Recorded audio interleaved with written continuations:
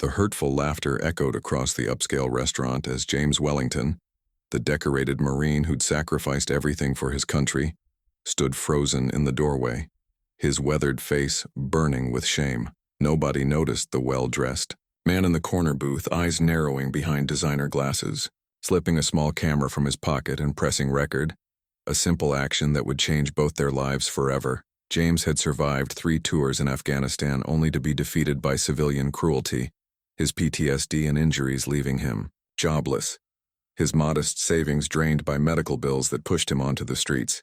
As the restaurant's manager approached with disdain, preparing to remove this eyesore from his establishment, he couldn't have known he was walking straight into an elaborate trap set by Connor Pierce, a reformed con artist who'd found his true calling in exposing society's ugliest hypocrisies. What shocking revelation about the restaurant's owner will turn this humiliation into the justice James never thought possible? Subscribe to our channel for stories that reveal the unexpected heroes hiding in plain sight. Connor Pierce's manicured fingers slid the tiny camera back into his suit pocket, his expression never betraying the rage simmering beneath his composed exterior. He'd come to Blackwell's tonight on a hunch.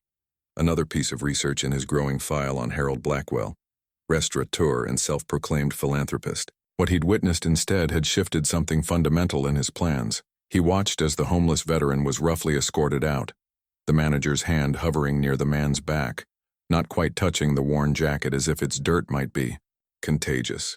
The other diners quickly returned to their overpriced meals, the disruption already forgotten. Connor signaled for his check, leaving a generous tip, a habit from his former life when appearance was everything. 5 years ago, he would have been more likely to join the laughter than document it.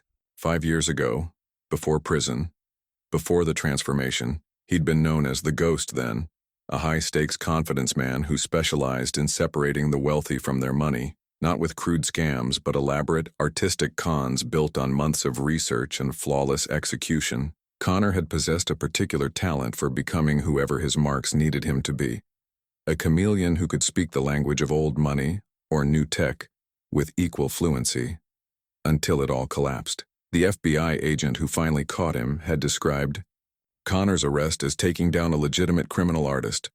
The compliment hadn't reduced his sentence. 3 years in federal prison changes a man. For Connor, the catalyst wasn't the confinement but a cellmate named Ray, a former Army medic who'd fallen into addiction after his discharge, his PTSD untreated, his benefits tangled in bureaucratic red tape. Ray had saved Connor during a prison riot, taking a shiv meant for him. Before Ray died in the prison infirmary, he'd made Connor promise to use that silver tongue for something that matters. Connor paid his bill and stepped into the cool evening air. Scanning the street for the veteran, he spotted him half a block away, shoulders hunched, limping slightly. Connor followed at a distance, careful not to appear threatening. The man moved with purpose despite his obvious pain. Someone who knew where he was going even if he had nowhere to be. After 15 minutes of walking, the veteran turned into a small park, heading toward a cluster of tents partially hidden by trees. Connor stopped, watching from a distance as the man greeted others in the encampment with dignity despite his earlier humiliation. Connor pulled out his phone and dialed. "May, I need everything you can find on a restaurant called Blackwell's and its owner." He paused, watching the veteran disappear into a small tent. "And I need you to ID someone for me. Sending footage now." As he hung up, Connor considered his current project. For the past 6 months, he'd been investigating Harold Blackwell after hearing rumors about health code violations and employee mistreatment at his restaurants. Blackwell had powerful friends in the city and had dodged accountability for years. Connor had been methodically building a case, planning to expose Blackwell's practices to the health department and labor board. But this was different. The blatant cruelty he'd witnessed touched something raw. Ray's ghost perhaps haunting him through this stranger's humiliation. Connor's phone buzzed with a text from May. "Footage analyzing. Preliminary restaurant info sent to your email. Blackwell hosts Veterans Charity Gala next month. Ironic much?" A cold smile touched Connor's lips. Harold Blackwell, who threw homeless veterans out of his restaurant while simultaneously hosting charity galas in their honor. The hypocrisy was almost too perfect. His phone buzzed again. A file appeared. Military service record, medical history, news clippings. James Wellington, 38, Marine Corps, 3 tours in Afghanistan. Purple Heart recipient. Medical discharge following an IED explosion. The photo showed a different man than the one Connor had just seen. Standing tall in uniform, clear-eyed and proud, Connor scrolled through the sparse information about Wellington's post-service life, mounting medical bills, divorce, foreclosure, the familiar pattern of a system failing those who served it. He looked back toward the encampment. This wasn't just about exposing Blackwell anymore. Connor had found something he hadn't realized. He was looking for a purpose worthy of his particular talents. The plan forming in Connor's mind was risky, more personal than his usual projects. Since his release, he'd used his skills to expose corruption and abuse of power, operating in the shadows, never getting directly involved with the victims. It was cleaner that way, safer, but as he watched the gentle movement of the tent where James Wellington had disappeared, Connor knew this time would be different. This time he wouldn't just be an observer documenting injustice from a distance. This time, he would be the architect of something more profound than a simple exposé. Harold Blackwell's carefully constructed reputation was about to become Connor's masterpiece, a con for justice. Connor turned up his collar against the evening chill and walked back toward his car, already mentally assembling the pieces. For the first time in months, he felt the familiar rush of crafting a new identity, a new narrative. Only this time, the story would reveal truth rather than conceal it. Tomorrow, he would approach James Wellington with a proposition. Morning light filtered through the trees, casting dappled shadows over the small encampment. Connor approached slowly, carrying 2 coffee cups and a paper bag from a nearby bakery. He'd dressed down today, jeans, a worn button-up, nothing that screamed money or authority. Trust would be essential, and in his experience, people living on the streets could spot insincerity faster than any corporate executive. The camp was stirring to life. A woman in her 50s nodded cautiously at Connor as she folded a tarp. 2 men by a small cooking setup eyed him suspiciously. Connor kept his body language open, non-threatening. "I'm looking for James Wellington," he said, his voice pitched to carry just far enough. The woman pointed toward a tent set slightly apart from the others. "Jim's probably still sleeping. Bad night." Connor nodded his thanks and moved toward the tent. "Mr. Wellington, James," he kept a respectful distance. "I brought coffee, and I'd like to talk if you're willing." A long silence followed, then the sound of movement inside the tent. The flap opened, and James Wellington emerged, looking even more haggard in daylight. His eyes were bloodshot, his hands trembling slightly. Despite this, there was a military precision to the way he'd arranged his few possessions inside the tent. "Do I know you?" James asked, voice rough with sleep and suspicion. "No, sir. My name is Connor Pierce." He offered the coffee. Black. "Wasn't sure how you take it." James hesitated, then accepted the cup. "How do you know my name?" "I was at Blackwell's last night. I saw how they treated you." Connor gestured to a nearby bench. "Mind if we sit?" They settled on the bench, James keeping a careful distance, body angled for a quick escape if needed. "Combat instincts," Connor noted, "never really leave you. So, you saw a homeless guy get tossed and what? Decided to do your good deed for the day?" The bitterness in James's voice was palpable. "Actually, I was already investigating Harold Blackwell when I saw what happened." Connor opened the bakery bag, offering its contents. "I have resources that might help us both." James ignored the food. "Us both? There is no us, buddy, and I don't need your charity. Not offering charity. Offering partnership." Connor set the bag down between them. "I know about your service record. 3 tours in Afghanistan. Purple Heart Distinguished Service." James's jaw tightened. "You don't know anything about me. I know you were a sergeant in the Marines. I know you were injured in an IED explosion that killed 2 members of your unit. I know you've been fighting the VA for proper benefits for almost 5 years." Connor paused. "And I know that wasn't your first time at Blackwell's." That caught James's attention. "How do you were looking for someone? A friend, maybe?" The fight seemed to drain from James. He ran a hand over his face, the tremor more pronounced. "My former staff sergeant, Michael Ramirez. We served together. He got me through some dark times after my injury. Lost touch when things got bad." He gestured vaguely at the encampment. "Heard he worked at Blackwell's as a manager. Thought maybe," Connor nodded, "I can help you find him." "Why would you do that? What's your angle?" Connor considered his next words carefully. Truth was always the most effective foundation for any con, or in this case, for building genuine trust. "I spent 3 years in federal prison for fraud. My cellmate was a vet like you, Army medic. He died because the system failed him. Connor looked directly at James. "I'm not a good man, Mr. Wellington, but I'm trying to be better." James studied him. "So what exactly are you proposing?" "Harold Blackwell markets himself as a friend to veterans while treating actual veterans like garbage. He's hosting a charity gala for veterans next month, all while stealing from his employees and violating every health code in the book." Connor leaned forward. "I want to expose him, and I think you can help me do it." "Why me? I'm not exactly in fighting shape." James gestured to himself, the self-deprecation failing to hide his obvious physical pain. "Because you're exactly who Blackwell claims to care about while being exactly who he actually despises." Connor pulled out his phone, showing James photos of Blackwell at various veteran events. "The contrast will be powerful." James's laugh was hollow. "So I'm a prop in your revenge fantasy?" "Justice, not revenge." Connor put the phone away. "And you'd be a partner, not a prop. Plus, I'll help you find Ramirez regardless of your decision." For the first time, James reached for the bakery bag, pulling out a pastry. "I haven't been able to trust anyone in a long time," he said quietly. "I'm not asking for trust yet, just consideration." Connor stood. "Take today to think about it. I'll come back tomorrow.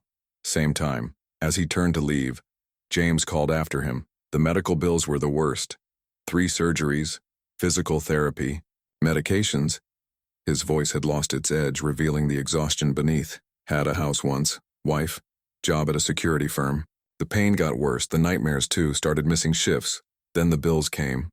He gestured to the tent. 5 years later, here I am." Connor nodded, understanding the weight of what James was sharing. "Tomorrow, then." He walked away, already texting May. "Need everything on Michael Ramirez, former Marine Staff Sergeant, and prepare the loft. We might have a new team member." The gleaming high-rise that housed Blackwell Enterprises stood in stark contrast to the homeless encampment Connor had visited that morning. He straightened his tie as he crossed the marble lobby, nodding to the security guard as if he belonged there. In many ways, this was the easier part of his day. Slipping into the role of business consultant came naturally after years of perfecting similar disguises. "Andrew Miller to see Ms. Garcia," he told the receptionist using one of his many professional aliases, complete with LinkedIn profile and business credentials that would withstand cursory scrutiny. Elena Garcia, Harold Blackwell's executive assistant for the past 8 years, was waiting for him in a glass-walled conference room. She was a sharp-featured woman in her 40s with the vigilant eyes of someone who protected her boss's time like a fortress. "Mr. Miller, Blackwell Enterprises doesn't typically hire external consultants for our charity events," she said after preliminaries were exchanged. Connor smiled, projecting both confidence and deference. "That's precisely why the Veteran Support Coalition thought an intermediary might be helpful. We want to ensure the gala maximizes both fundraising potential and positive publicity for Mr. Blackwell." The mention of publicity softened Garcia's expression slightly. "Mr. Blackwell is quite committed to veterans' causes." "So I've heard. His reputation is impressive." The lie came easily. "That's why I was hoping to get a better sense of his vision directly. Is he available today?" "I'm afraid not, but I can share our press materials and previous event portfolios." "Perfect." Connor accepted the folder she offered, skimming its contents while asking questions designed to keep her talking. Corporate assistants were treasure troves of information if approached correctly. As Garcia detailed previous charity events, Connor built a clearer picture of Harold Blackwell. 62 years old, divorced 3 times, no military service despite his veteran charity work, a self-made restaurateur who had expanded into real estate and other ventures, politically connected. Photos in the press packet showed him with 2 senators and the city's mayor. "These numbers are impressive," Connor remarked, pointing to donation figures from the previous year's gala. "Does Mr. Blackwell handle the disbursement?" "Personally, he oversees the foundation, yes, he's quite hands-on." Connor noted the careful phrasing, another puzzle piece. After 30 minutes, he thanked Garcia and left with the press packet and a promise to follow up. In the elevator down, he sent a quick text to Darius, the former investigative journalist on his team. "Need financial records for Blackwell Veterans Foundation. Tax filings, disbursements." The restaurant was Connor's next stop. Blackwell's flagship establishment occupied prime real estate downtown, its elegant facade promising an exclusive experience. During lunch service, Connor observed the operation from a small table near the bar. The staff moved with practiced efficiency, though he noticed the tension in their smiles. His server, A young woman named Alicia, according to her name tag, flinched almost imperceptibly when he asked about the owner. "Mr. Blackwell is very hands-on," she echoed Garcia's phrase. "He visits all his restaurants regularly. I've heard great things," Connor replied, "especially about his charity work." Something flickered in Alicia's eyes. "Yes, he's very public about his giving." Connor left his card, another alias, with an oversized tip and an invitation to call if she ever wanted to discuss employment opportunities at his consulting firm. By late afternoon, Connor had compiled a substantial dossier on Harold Blackwell. In his loft workspace, he arranged the information on a digital board while May, his technical expert, added her findings. "His public persona is meticulous," May observed, scrolling through social media posts showing Blackwell at various charity events. A petite woman in her 30s with a genius for digital investigation, May had been with Connor since his first post-prison project. "Look at this. 4 different veteran support photo ops last month alone. What about the foundation finances?" Connor asked. Darius, a broad-shouldered former journalist who'd lost his career to a drinking problem before Connor helped him get sober, pulled up several documents on his tablet. Classic shell game. "The foundation takes in substantial donations, but only about 30% actually reaches veterans programs.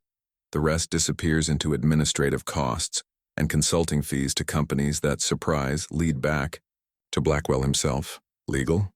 Connor asked. "Technically, yes. Ethical, hell no." Darius scrolled through more documents. "He's careful. Stays just within legal boundaries." "What about employee treatment?" Connor asked. "High turnover, especially in kitchen staff," May reported.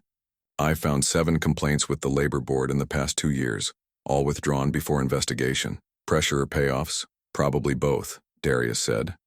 "I reached out to a couple former employees. No one wants to talk on record.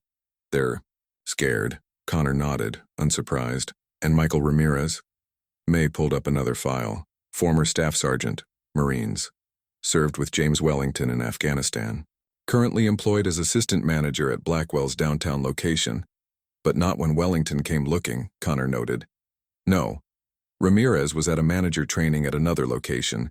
He's being groomed for promotion." Connor studied the information, the shape of their approach becoming clearer. Blackwell uses veterans as props while exploiting his workers and skimming from his own charity. Meanwhile, genuine veterans like Wellington end up on the street. He turned to his team. "How do we feel about adding a new member to this project?" Darius looked skeptical. "The homeless vet, is he stable enough? He has PTSD and physical pain issues," Connor acknowledged, "but he's also the perfect focal point for this story. The contrast between how Blackwell presents himself and how he treated Wellington is exactly what we need." "It's riskier than our usual approach," May cautioned. "We typically avoid direct involvement with victims." "This is different," Connor said, thinking of the hollowness in James's eyes. "So similar to Ray's.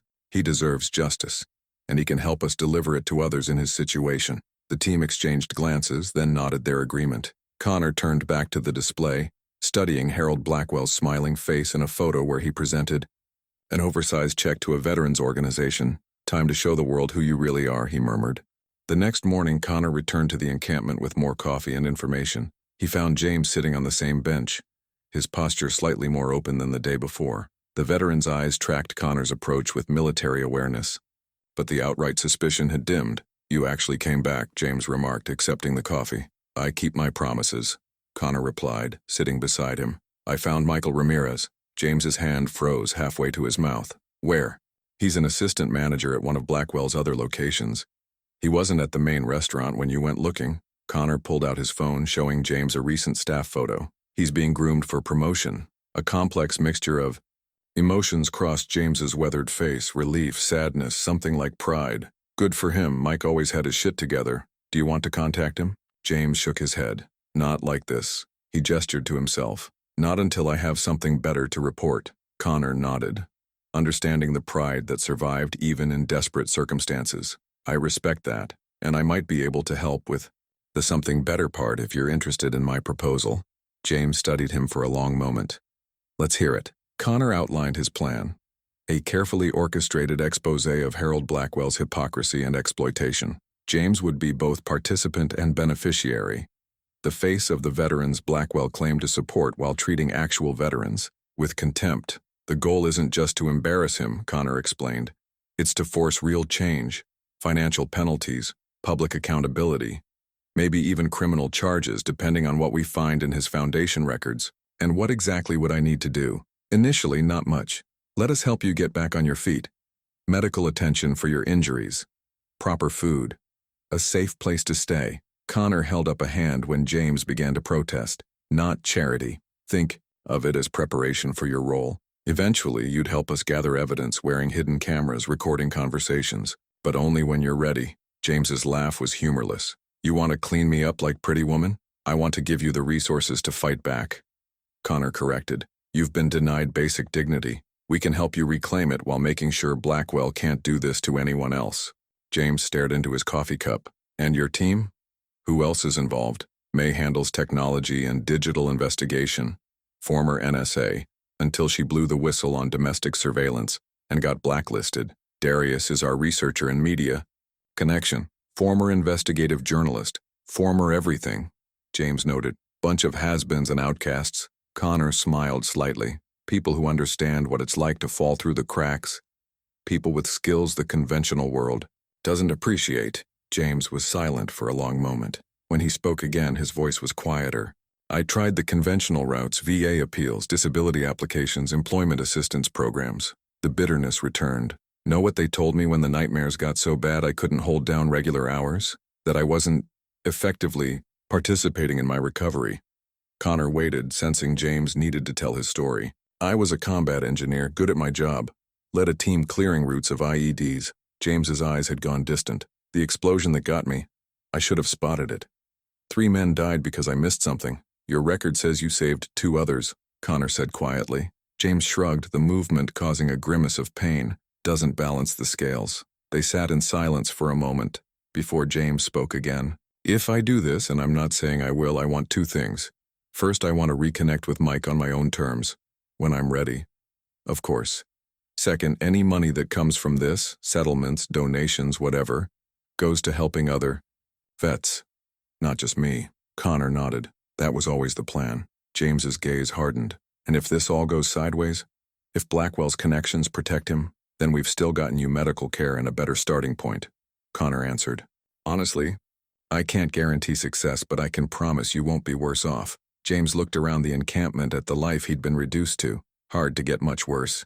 He extended his hand, the tremor still visible but his grip firm when Connor shook it. I'm in, but I reserve the right to walk if things get too crazy. Fair enough. Connor stood. Can you be ready to leave in an hour? My place has a secure guest room, medical supplies, and better coffee. For the first time, a ghost of a smile touched James's face. Been ready to leave this place since I got here. While James gathered his meager belongings, Connor texted his team.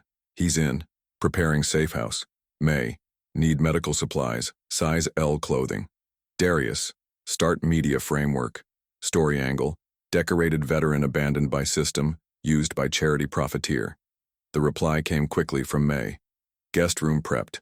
Dr. Lee on standby. As they walked toward Connor's car, James nodded to the others in the encampment. A silent goodbye, underscored by the hope that he wouldn't be returning. You trust me more than you should, Connor observed as they drove away. James looked out the window at the city passing by. Not about trust, about options. And you're right about one thing. Hard to fall when you're already on the ground. Connor glanced at his passenger, noting the military posture that persisted despite years of hardship. Well, there's only one. Direction from here. Up? James asked with skeptical amusement.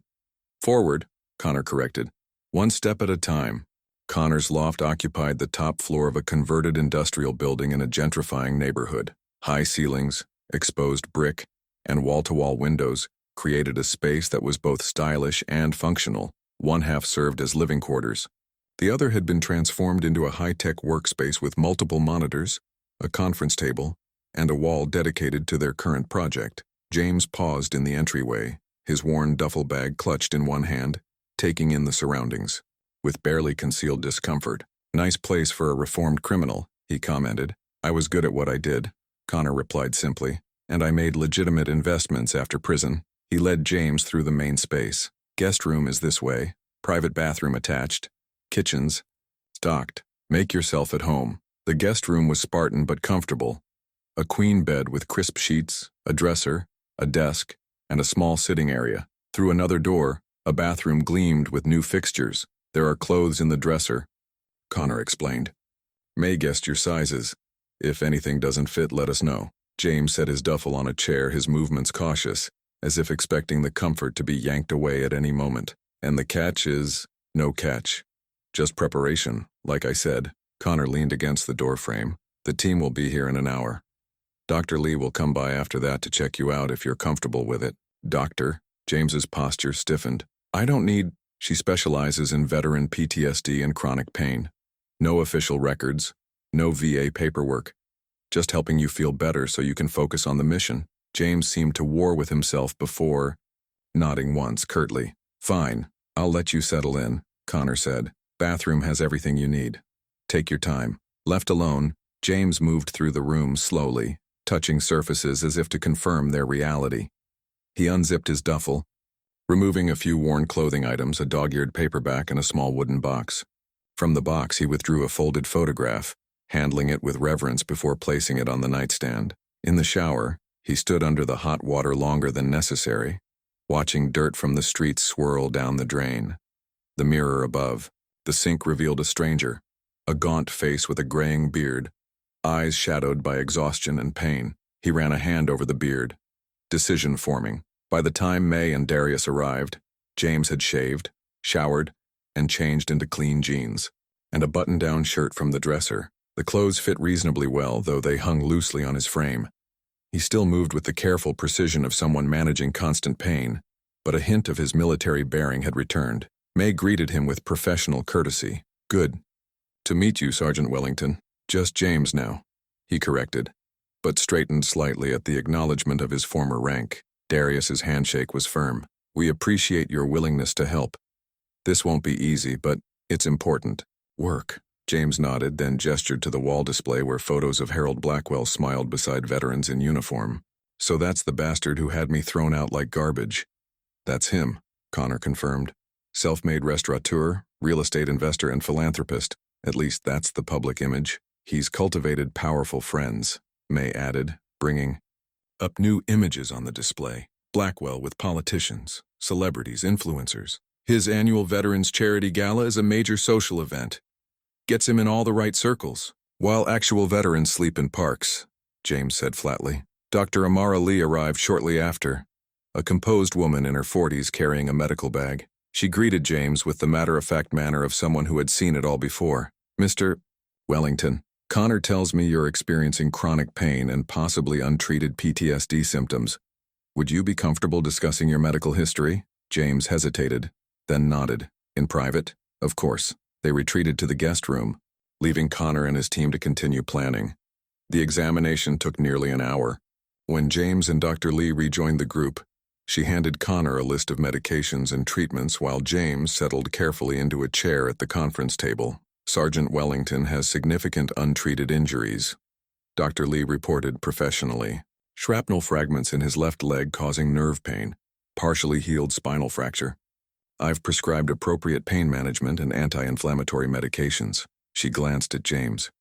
With your permission? He nodded, resignation in the gesture. He also exhibits classic PTSD symptoms, hypervigilance, insomnia, panic episodes, triggered by certain stimuli. I've suggested a treatment regimen that should help manage symptoms without sedating effects. She turned to James. The medication is a starting point, but proper nutrition, regular sleep, and stress management techniques are equally important. I'll work with him on the last part, Connor assured her. After Dr. Lee left, promising to return in a few days, May produced a small case. Ready for the next step? James looked uncertain. Which is? Haircut, she said simply, opening the case to reveal professional styling tools. My mom was a stylist. I learned a few things. For a moment, James seemed about to refuse. Then his shoulders relaxed fractionally. Why not? Been a while since I looked in the mirror and recognized the guy staring back. May worked efficiently, trimming James's hair into a clean, military-style cut that accentuated his strong features. The transformation was subtle, but significant. The homeless man disappearing, the soldier re-emerging. When she finished, James studied his reflection in a hand mirror.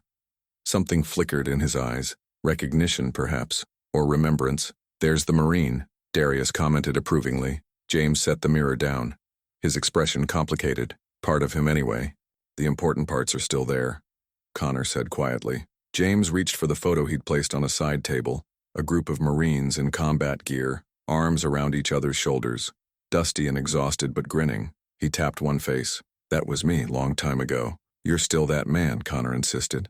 Just with more battles behind you. James tucked the photo away. So what's next in this master plan of yours? Connor gestured to the display. We prepare, you heal. When you're ready, we begin gathering evidence, but there's no rush. I've wasted enough time already. James countered, a new determination in his voice. Let's get to work. 2 weeks of proper nutrition, medication, and rest had worked wonders. James still moved with a slight limp, and the shadows hadn't completely left his eyes. But the man who stood before the mirror, adjusting his tie, bore little resemblance to the homeless veteran who'd been humiliated at Blackwell's restaurant. Remember, Connor said, checking the hidden camera disguised as a tie clip, this is just reconnaissance. Get comfortable in the environment. Establish yourself as a potential regular. Nothing more today. James nodded, his expression focused. I've run more complicated ops with worse intel. Your military experience is valuable, Connor acknowledged. But this isn't combat. If you feel overwhelmed or triggered, there's no shame in extracting yourself. We have time. The medications Dr. Lee had prescribed had stabilized James's tremor and reduced his pain to manageable levels. More importantly, they'd helped regulate his sleep, allowing his mind to process trauma without the constant exhaustion that had become his norm on the streets. The camera will capture everything, May explained, making a final adjustment to the device. Audio too. Just act natural. If anyone recognizes you, they won't, James said with certainty.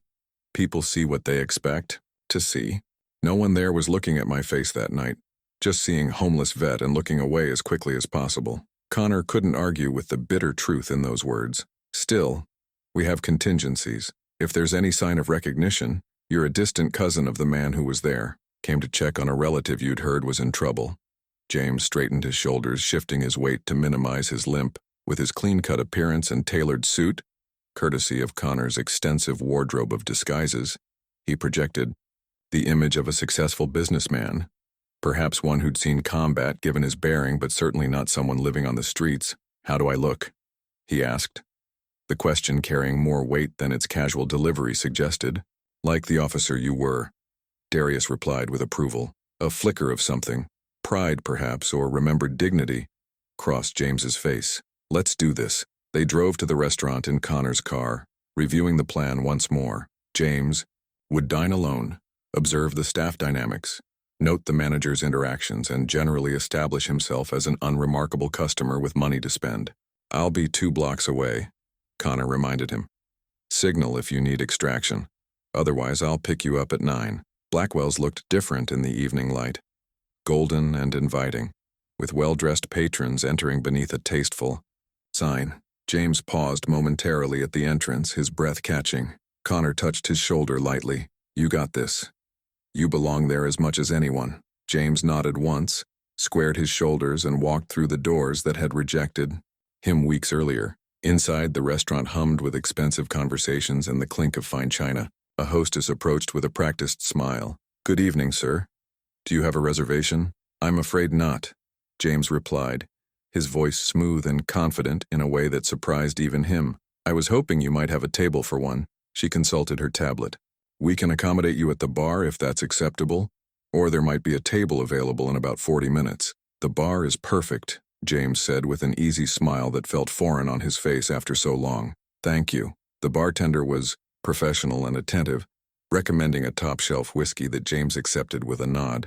As he sipped the drink, his first alcohol since beginning his medications carefully monitored, he surveyed the room, capturing footage of the staff, the patrons, and eventually, the floor manager. Not Michael Ramirez, but the same man who had escorted him out weeks ago. The manager didn't spare James a second glance now, seeing only another well-dressed patron rather than the homeless man he'd removed. First time dining with us? The bartender asked, refreshing James's water. Yes, James replied. Heard good things, particularly about your support for veterans' causes. The bartender's smile tightened almost imperceptibly. Mr. Blackwell is very involved in those initiatives. Is he here tonight? James asked casually. No, sir. But he'll be hosting a major fundraiser for veterans next month. It's quite an event. James nodded, filing away the bartender's subtle discomfort. I might be interested in attending. Who would I speak with about that? The conversation yielded information about the upcoming gala, an annual affair with prominent guests, significant donations, and Blackwell at the center of it all. Throughout the exchange, James maintained his role perfectly, even ordering and consuming a meal despite his nervous stomach. As he was finishing his coffee, a commotion erupted from the kitchen. Raised voices, the crash of something breaking. The floor manager rushed toward the disturbance, his face tight with anger. James angled himself to capture the scene with his hidden camera. A young dishwasher, probably no more than 19, was being berated by the manager in full view of kitchen staff. Though James couldn't hear everything, phrases like worthless and easily replaced carried to the dining room. The boy's uniform bore a small American flag pin, a detail that James noted immediately. Is everything all right? He asked the bartender, who was studiously pretending nothing was happening. Just a new hire learning the ropes, the man replied. With forced casualness, James nodded toward the boy's pin. Veteran? The bartender hesitated.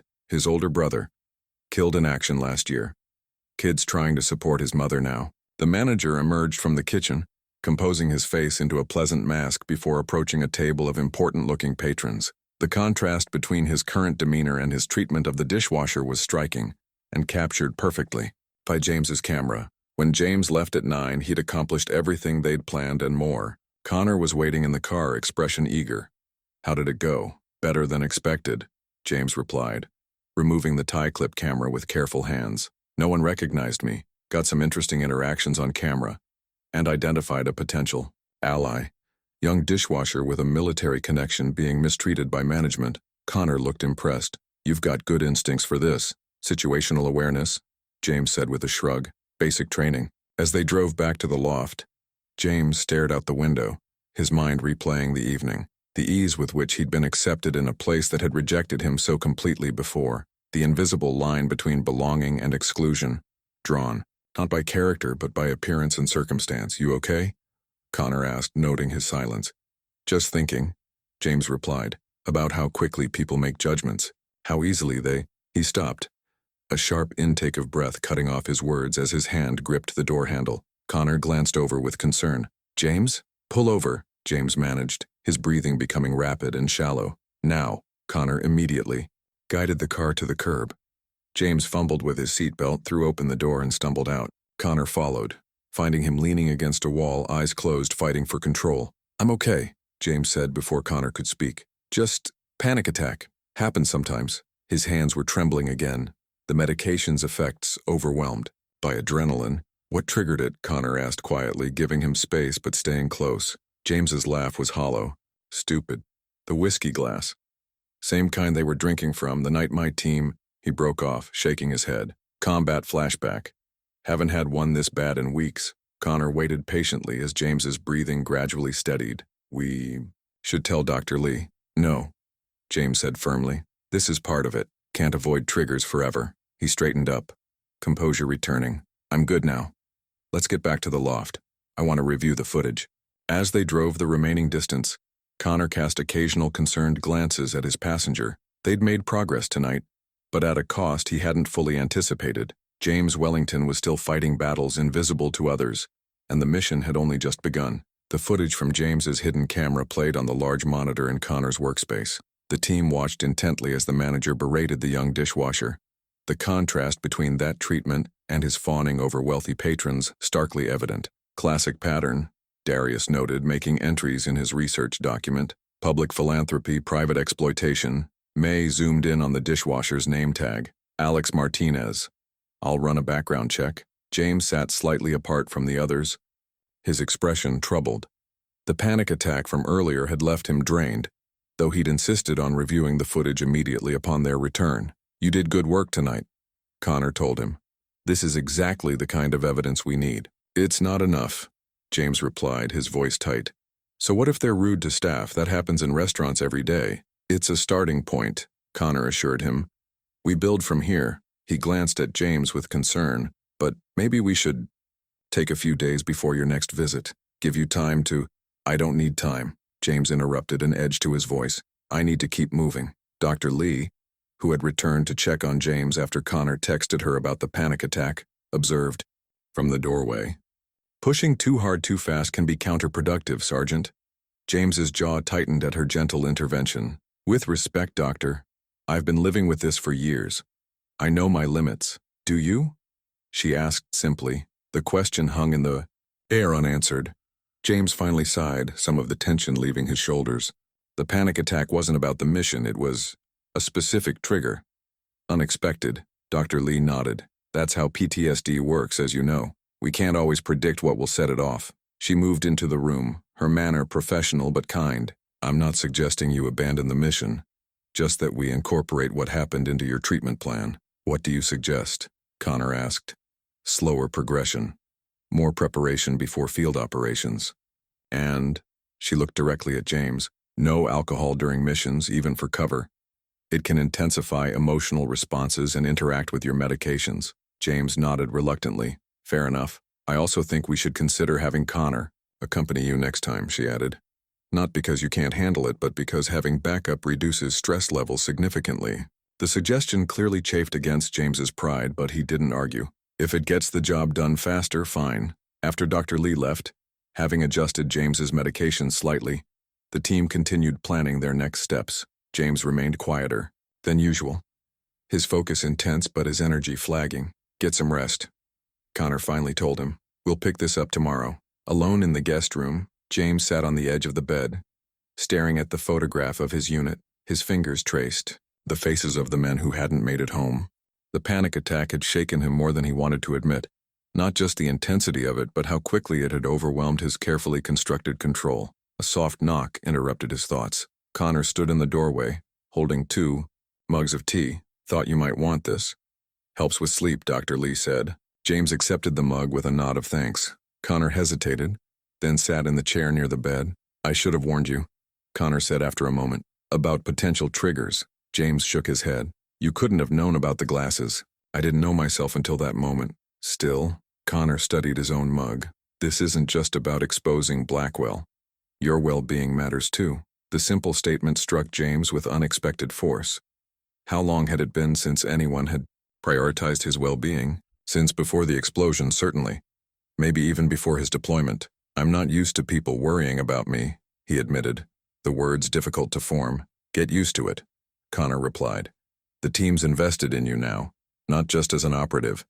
James sipped the tea, using the moment to gather his thoughts. When I was leading my unit, I never let them see when things got to me. Had to be the rock they could depend on. He set the mug down. Hard habit to break. Leadership doesn't mean isolation, Connor said quietly. My mistake as a con artist was thinking I had to do everything alone, had to be the smartest person in the room, always 3 steps ahead. Prison changed that perspective pretty quickly.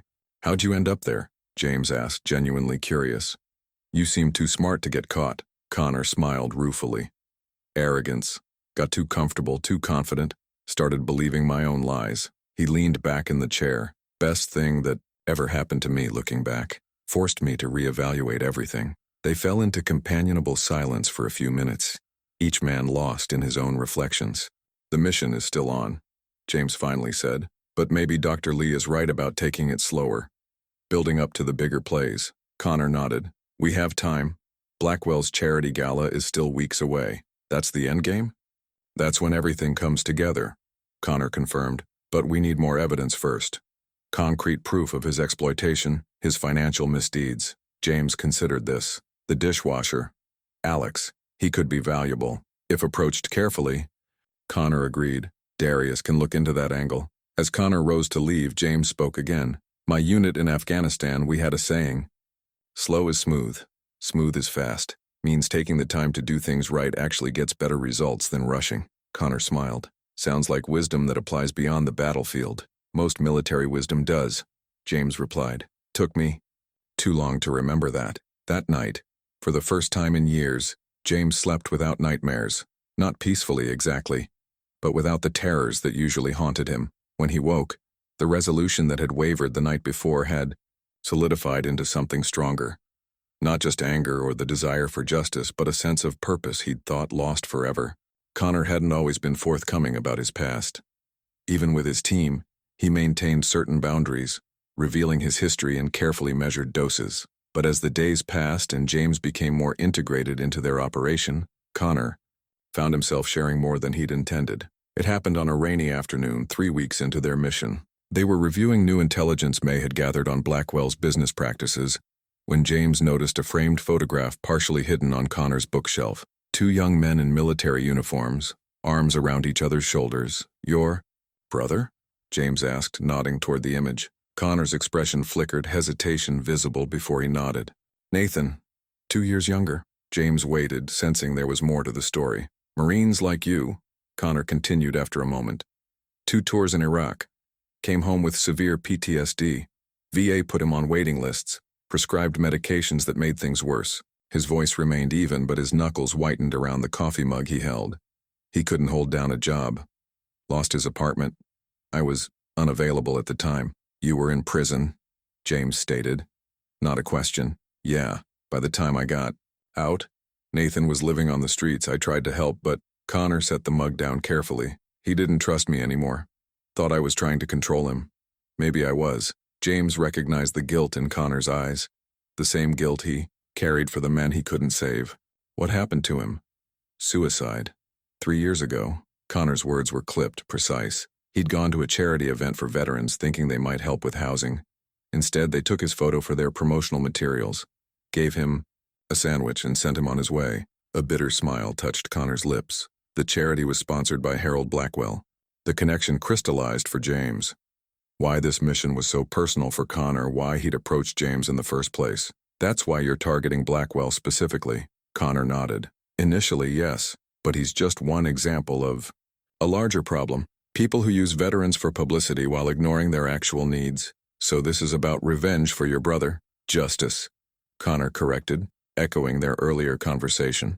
"For Nathan, for you, for all the veterans used as props and discarded." He met James's gaze directly. "Does that change your commitment to the mission?" James considered the question. "No, but it helps me understand why you're willing to take these risks. This isn't just another con for you." "It never was," Connor replied. "Not since Ray made me promise to use my skills for something that matters." Their conversation was interrupted by May's arrival. She carried a tablet, excitement evident in her usually composed demeanor. "We've got something," she announced. "Alex Martinez, the dishwasher? His brother was Corporal David Martinez, killed in action last year. And guess which charity promised to help the family with funeral expenses and education funds?" "Blackwell Veterans Foundation," Connor guessed. "Exactly. Except according to financial records Darius found, the promised funds were never disbursed. They got the publicity from adopting a Gold Star family, but never delivered the actual support." James's expression hardened. "That's beyond exploitation, that's fraud." "It gets worse," May continued. "Alex is working at the restaurant because a job training program was part of the promised package, but he's being paid below minimum wage, with the difference supposedly going into an education fund. That doesn't exist," Connor concluded. "Not that we can find." May handed him the tablet. "I think we've found our next angle." James stood, pacing despite his lingering limp. "We need to approach the kid carefully. He's vulnerable, and if we spook him, he could alert Blackwell." "Agreed," Connor said. "We need to establish trust first." He looked at James thoughtfully. "He might respond better to another veteran." "Not me," James said immediately. "Too risky. If he mentions me to management and they connect the dots to the homeless vet they threw out." "Not you directly," Connor clarified, "but we could use your connection indirectly, through another veteran." Understanding dawned on James's face. "Michael Ramirez. If we can get him on board," Connor agreed. "But that's a big if." James's expression grew distant, contemplative. Mike always had strong principles.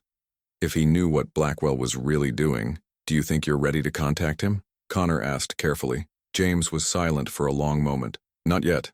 I need more time, more progress." He gestured to himself. Healthier, stronger, but still far from the man Ramirez had known. "When I see Mike again, I want it to be as equals. Fair enough," Connor acknowledged. "We'll find another approach to Alex for now." As they strategized, a new depth had entered their partnership. The revelation about Nathan had shifted something between them, a mutual recognition of the personal stakes underlying their professional collaboration. Later that evening, as the team dispersed to their separate tasks, Connor found James on the rooftop terrace of the building, staring out at the city lights. The rain had stopped, leaving the air clear and cool. Nathan would have been 34 last month, Connor said quietly, joining him at the railing. Sometimes I wonder what he'd think of what I'm doing now. He'd be proud, James replied without hesitation. You can't know that. I can, James insisted. Because I know what it means to have someone fight for you when you can't fight for yourself anymore. He turned to face Connor. That's what you're doing. For him, through others. Connor absorbed these words, the simple truth in them soothing, an ache he'd carried for years. I couldn't save Nathan, but maybe we can save Alex and others like him. One mission at a time, James agreed, the soldier in him recognizing the necessity of focused objectives. They stood in companionable silence for a while. The city spread before them, a landscape of lights and shadows, comfort and struggle, visible wealth and hidden poverty. When this is over, James said eventually, what happens next? For the mission, we move on to the next target. There's no shortage of people exploiting the vulnerable. No, I mean for me. James's question held an uncertainty he rarely allowed himself to show. When Blackwell is exposed, when it's all done, Connor turned to face him directly. That depends on what you want. You could join the team permanently. Your skills are valuable, and not just for this operation. A career in vigilante justice? James's tone was skeptical but not dismissive. Justice, accountability, whatever you want to call it. Connor shrugged. Or you could use the platform this will create to advocate for veterans in more conventional ways. Either way, you won't be going back to that tent in the park. The promise hung between them, both men aware of its significance. More than a job offer or a declaration of support, it was an affirmation that James's future extended beyond this single mission, that he still had value, still had purpose. One step at a time, James finally said, echoing Connor's earlier words. First we take down Blackwell. First we take down Blackwell, Connor agreed. And we make sure Alex Martinez and his family get the help they were promised.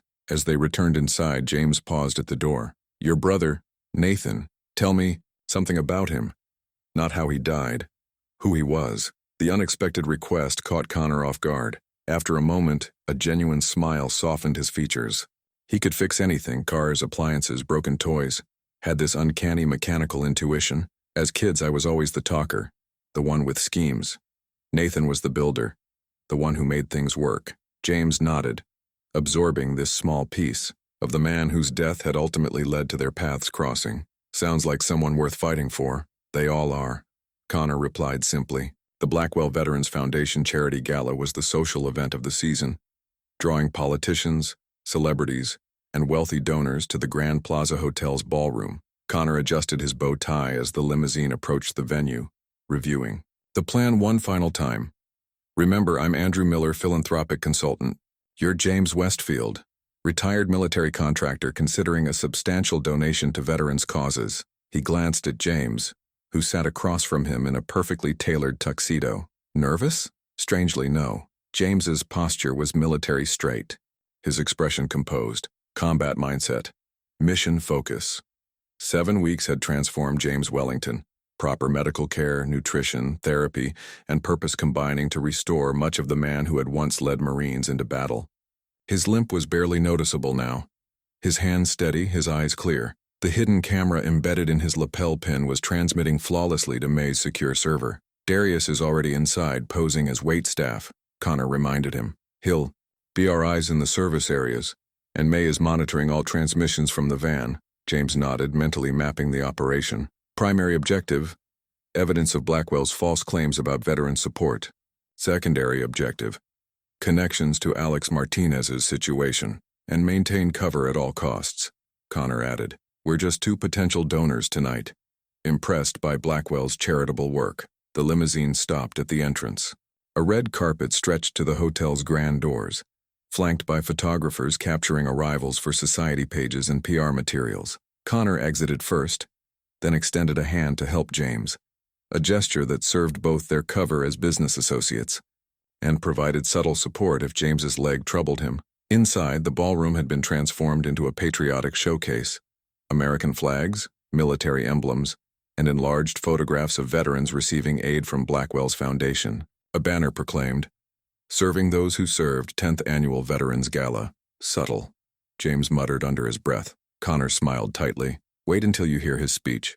They accepted champagne from a passing server, though James's glass would remain untouched per Dr. Lee's instructions. As they circulated, Connor pointed out key figures with quiet asides. The mayor, 2 state senators, various celebrities lending their fame to the cause. And there's our host, Connor murmured, nodding toward a distinguished man in his 60s holding court near the stage. Harold Blackwell projected affluent confidence, his silver hair perfectly styled, his tuxedo custom-made. He laughed genially, with his guests, a hand occasionally touching an arm or shoulder, the practiced gestures of someone accustomed to managing perceptions. Let's introduce ourselves, Connor suggested, guiding them toward Blackwell's circle. As they approached, James's attention was caught by a display near the stage, a memorial table for fallen service members, surrounded by photographs. He stiffened, recognizing one immediately. Corporal David Martinez, Alex's brother in full dress uniform, using the dead for publicity, he said under his breath, anger flashing in his eyes. Connor touched his arm lightly. Focus, James, we'll make it right. The reminder steadied him. They reached Blackwell as his current conversation concluded, allowing Connor to step forward with practiced charm. Mr. Blackwell, Andrew Miller. We spoke briefly about consulting. For your foundation. He extended his hand. This is my associate, James Westfield, former Marine and potential donor. Blackwell's handshake was firm, his smile reaching his eyes with well-practiced sincerity. Wonderful to meet you both. Always honored to have military men at our events. He focused on James. Thank you for your service, Mr. Westfield. Which division? 3rd Battalion, 7th Marines, James replied truthfully. No need to lie about his service record, only his current circumstances. Outstanding. Blackwell nodded appreciatively. We have several Marines on our board of advisors. I must introduce you. I'd be interested to hear more about your veterans' employment program, James said, steering the conversation toward their objective, particularly how you transition service members into civilian jobs. Blackwell launched into a polished description of programs that, according to their research, existed mostly on paper. James listened attentively, his camera capturing every claim for later comparison with the actual records. In fact, Blackwell continued, we have several success stories here tonight, young men and women whose lives were transformed by our initiatives. On cue, a small group approached. 5 veterans in formal attire, accompanied by a photographer. James recognized the choreographed PR moment immediately. These would be Blackwell's showcase veterans, carefully selected, coached, and presented as evidence of the foundation's impact. What happened next was unplanned. One of the veterans, a woman in her 30s with captain's bars on her formal uniform, glanced at James and froze, recognition flashing across her face. Wellington? She asked, disbelief in her voice. Sergeant James Wellington? James maintained his composure, though Connor could see the momentary panic in his eyes. I'm sorry, ma'am. You must be confusing me with someone else. Name's Westfield. She frowned, clearly unconvinced. My mistake. You look exactly like someone I served with briefly at Camp Lejeune. Before Afghanistan. Common face, James offered with an apologetic smile. I get that a lot. The moment passed. But Blackwell was watching the interaction with newfound interest. Connor smoothly redirected the conversation, asking about specific donation allocations, but the damage was potentially done. If you'll excuse us, Connor said after a few minutes. I see some other potential partners we should greet. Mr. Blackwell, thank you for your time. They moved away casually, maintaining their cover while creating distance. That was close, James murmured. Captain Sarah Jimenez. She was transferred to our unit for 3 weeks of joint training before my last deployment. Will she be a problem? Shouldn't be. We weren't close. James's expression remained neutral, though his eyes continually scanned the room. But Blackwell noticed. He's watching us now, Connor verified with a subtle glance. Stay on mission. We've already gathered valuable evidence. His claims about employment programs are significantly exaggerated compared to the actual records May found. They continued circulating, speaking with Foundation board members and gathering more inconsistencies between public claims and actual programs. James particularly focused on statements about support for families of fallen service members, thinking of Alex Martinez. An hour into the event, Blackwell took the stage for his address. The speech was masterfully crafted. Emotional appeals, carefully selected statistics, and just enough technical detail to sound substantive without inviting scrutiny. Last year alone, Blackwell proclaimed, our foundation provided transition, support to over 500 veterans, housing assistance to 300 families, and education funding to 150 dependents of fallen heroes. James's jaw tightened at the blatant inflation of numbers. According to their investigation, the actual figures were less than a quarter of those claimed. As Blackwell continued, James noticed Captain Jimenez watching him from across the room. Her expression troubled. When their eyes met, she began moving in their direction. We need to leave, James said quietly. Jimenez is approaching, and she clearly has questions. Connor nodded subtly. Head for the west exit. I'll create a distraction. James began making his way toward the indicated door while Connor moved in the opposite direction, deliberately bumping into a waiter. The resulting crash of glassware drew attention, allowing James to slip from the ballroom unnoticed. In the hallway, he maintained a casual pace heading for their predetermined extraction point. The elevator arrived, doors opening to reveal Mr. Westfield, Harold Blackwell said, his smile no longer reaching his eyes. Leaving so soon? James kept his expression neutral despite the surge of adrenaline. Nature calls, I'm afraid. The champagne. Of course. Blackwell held the elevator door. But I was hoping we might speak privately about your interest in our foundation, and perhaps about why Captain Jimenez seemed to know you by another name. The trap was elegant in its simplicity. Alone in an elevator with the man they were investigating, James would either have to maintain his increasingly tenuous cover or risk exposing the entire operation. I'd be happy to clear up any confusion, James replied calmly, stepping into the elevator. As the doors closed behind him, he sent a brief text to Connor. Complication, elevator with target, maintaining cover. The hunt had suddenly become more dangerous, and the hunter might now be the hunted. The elevator hummed softly as it descended, the only sound beyond the controlled breathing of both men. Blackwell reached past James to press the button for the mezzanine level, his cologne, expensive and subtle, momentarily overwhelming the small space. I pride myself on recognizing faces, Mr. Westfield, Blackwell said, stepping back to a polite distance. Or should I call you something else? James maintained eye contact, his military training serving him well under pressure. Westfield is fine, though I'm curious why you'd question it. Captain Jimenez is one of our foundation's success stories. Impeccable service record. Trustworthy. Blackwell's smile remained fixed, predatory. When someone like her shows confusion, I take notice. The elevator stopped at the mezzanine, doors sliding open to reveal a quiet hallway lined with small conference rooms. Blackwell gestured for James to exit first. Perhaps we could continue our conversation somewhere more private. I have a small office down the hall. A refusal would seem suspicious. James nodded, aware that the hidden camera was still recording. Lead the way. As they walked, his phone vibrated in his pocket. Connor, no doubt, responding to his text. James couldn't check it now. Blackwell's small office proved to be an elegantly appointed room with floor-to-ceiling windows overlooking the city. A desk occupied one corner, but the space was clearly designed for private meetings with important donors. Blackwell closed the door behind them. Drink? He offered, moving to a sideboard where crystal decanters held amber liquid. No, thank you. James positioned himself where the camera would capture both their faces. I don't mean to be rude, Mr. Blackwell, but is there a problem? Blackwell poured himself 2 fingers of whiskey, taking his time before responding. No problem at all.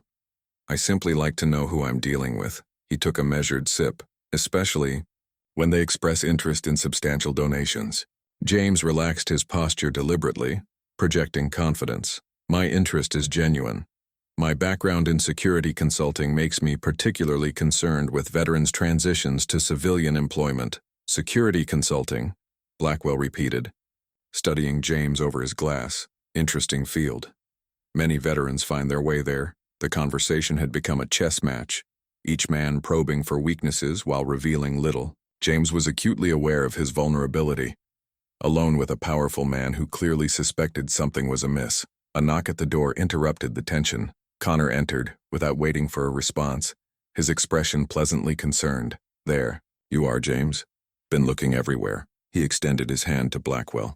Sorry to interrupt, Mr. Blackwell. Time-sensitive call from our Tokyo office. The alibi was smooth, professional, and utterly fabricated. Blackwell shook Connor's hand, his suspicion partially masked by social courtesy. Of course. Business, doesn't he? Observe social hours. He turned back to James. We should continue our conversation another time, Mr. Westfield. I'm most interested in your potential contribution to our foundation. Absolutely, James agreed, accepting the exit strategy. I'll have my office set something up next week. As they left the room, James felt Blackwell's eyes on his back, calculating, assessing. In the hallway, Connor guided them toward a service elevator rather than returning to the main event. May spotted the potential situation on the camera feed, he explained quietly. Extraction protocol activated. Darius is bringing the car around to the service entrance. Once safely in the service, elevator, James let out a controlled breath. He's suspicious. Captain Jimenez recognized me. How bad? Nothing concrete, but he was fishing. Wanted to get me alone, probably hoping I'd slip up. James adjusted his tie, centering himself. Did we get enough? More than enough. May captured his entire speech, plus conversations with 3 board members who admitted on camera that the employment program is more aspirational than operational.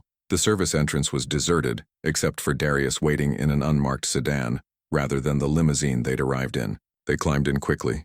Connor in front, James in back.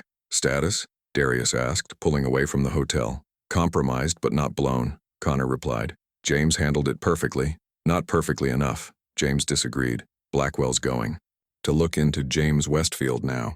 That identity won't hold up to serious scrutiny.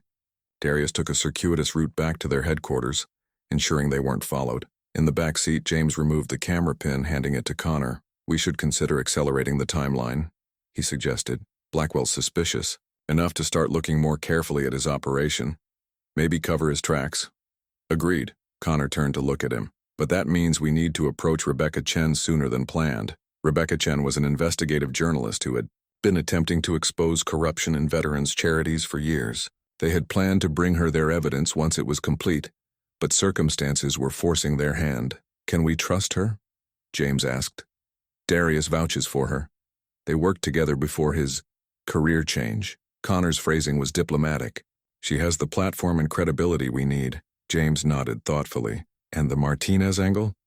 We still don't have direct evidence connecting Blackwell to the broken promises made to that family. That's where the risk comes in, Connor admitted. We need to approach Alex directly now. No more time for subtle investigation. The implications hung in the air. Direct contact with Alex Martinez meant potential exposure if the young man reported them to his employers. But without his testimony, a crucial piece of evidence would be missing. I'll do it, James decided. First thing tomorrow. Kid deserves to know his brother's memory is being exploited. Back at the loft, May was already processing the footage, creating secure backups and isolating the most damning segments. Her expression was triumphant as they entered. We got him, she announced, pointing to a segment of Blackwell's conversation with a board member. Listen to this. On screen, Blackwell spoke candidly about creative accounting in the Foundation's reports. The donors don't actually care where the money goes, his recorded voice stated. They care about the tax write-off and the photos with men in uniform. James watched silently, his expression hardening. The callousness, the casual exploitation of veteran sacrifices. It mirrored his own experience in ways that transcended this specific mission. It's enough to damage his reputation, Connor observed, but not enough to shut him down completely. Then we get more, James said simply. Tomorrow, I talk to Alex Martinez, and then we find Michael Ramirez. His former staff sergeant was the missing link. Someone inside Blackwell's organization who might have access to the financial records they needed to prove actual fraud, not just deceptive practices. Are you ready for that? Connor asked carefully. Meeting Ramirez again? James squared his shoulders, decision made. Ready enough. Some things can't wait for perfect timing. Alex Martinez's apartment building sat in a neighborhood that balanced precariously on the edge of gentrification. Old structures with fresh paint, security doors with broken cameras. James waited in Connor's car across the street watching as residents left for their morning shifts. You sure about this approach? Connor asked from the driver's seat. We could try something less direct. James shook his head. Kid deserves honesty. And we don't have time for subtlety anymore. They'd spent the morning crafting a careful plan. James would approach Alex as a fellow veteran who had discovered the discrepancies in Blackwell's promises to Gold Star families. The truth, just not the complete truth. There he is. Connor nodded toward a young man exiting the building, backpack slung over one shoulder. Alex Martinez looked younger than his 19 years, fatigue evident even from a distance. "I'll take it from here," James said, opening his door.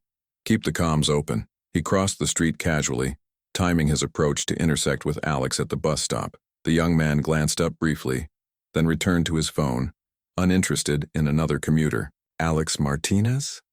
James kept his voice gentle, non-threatening.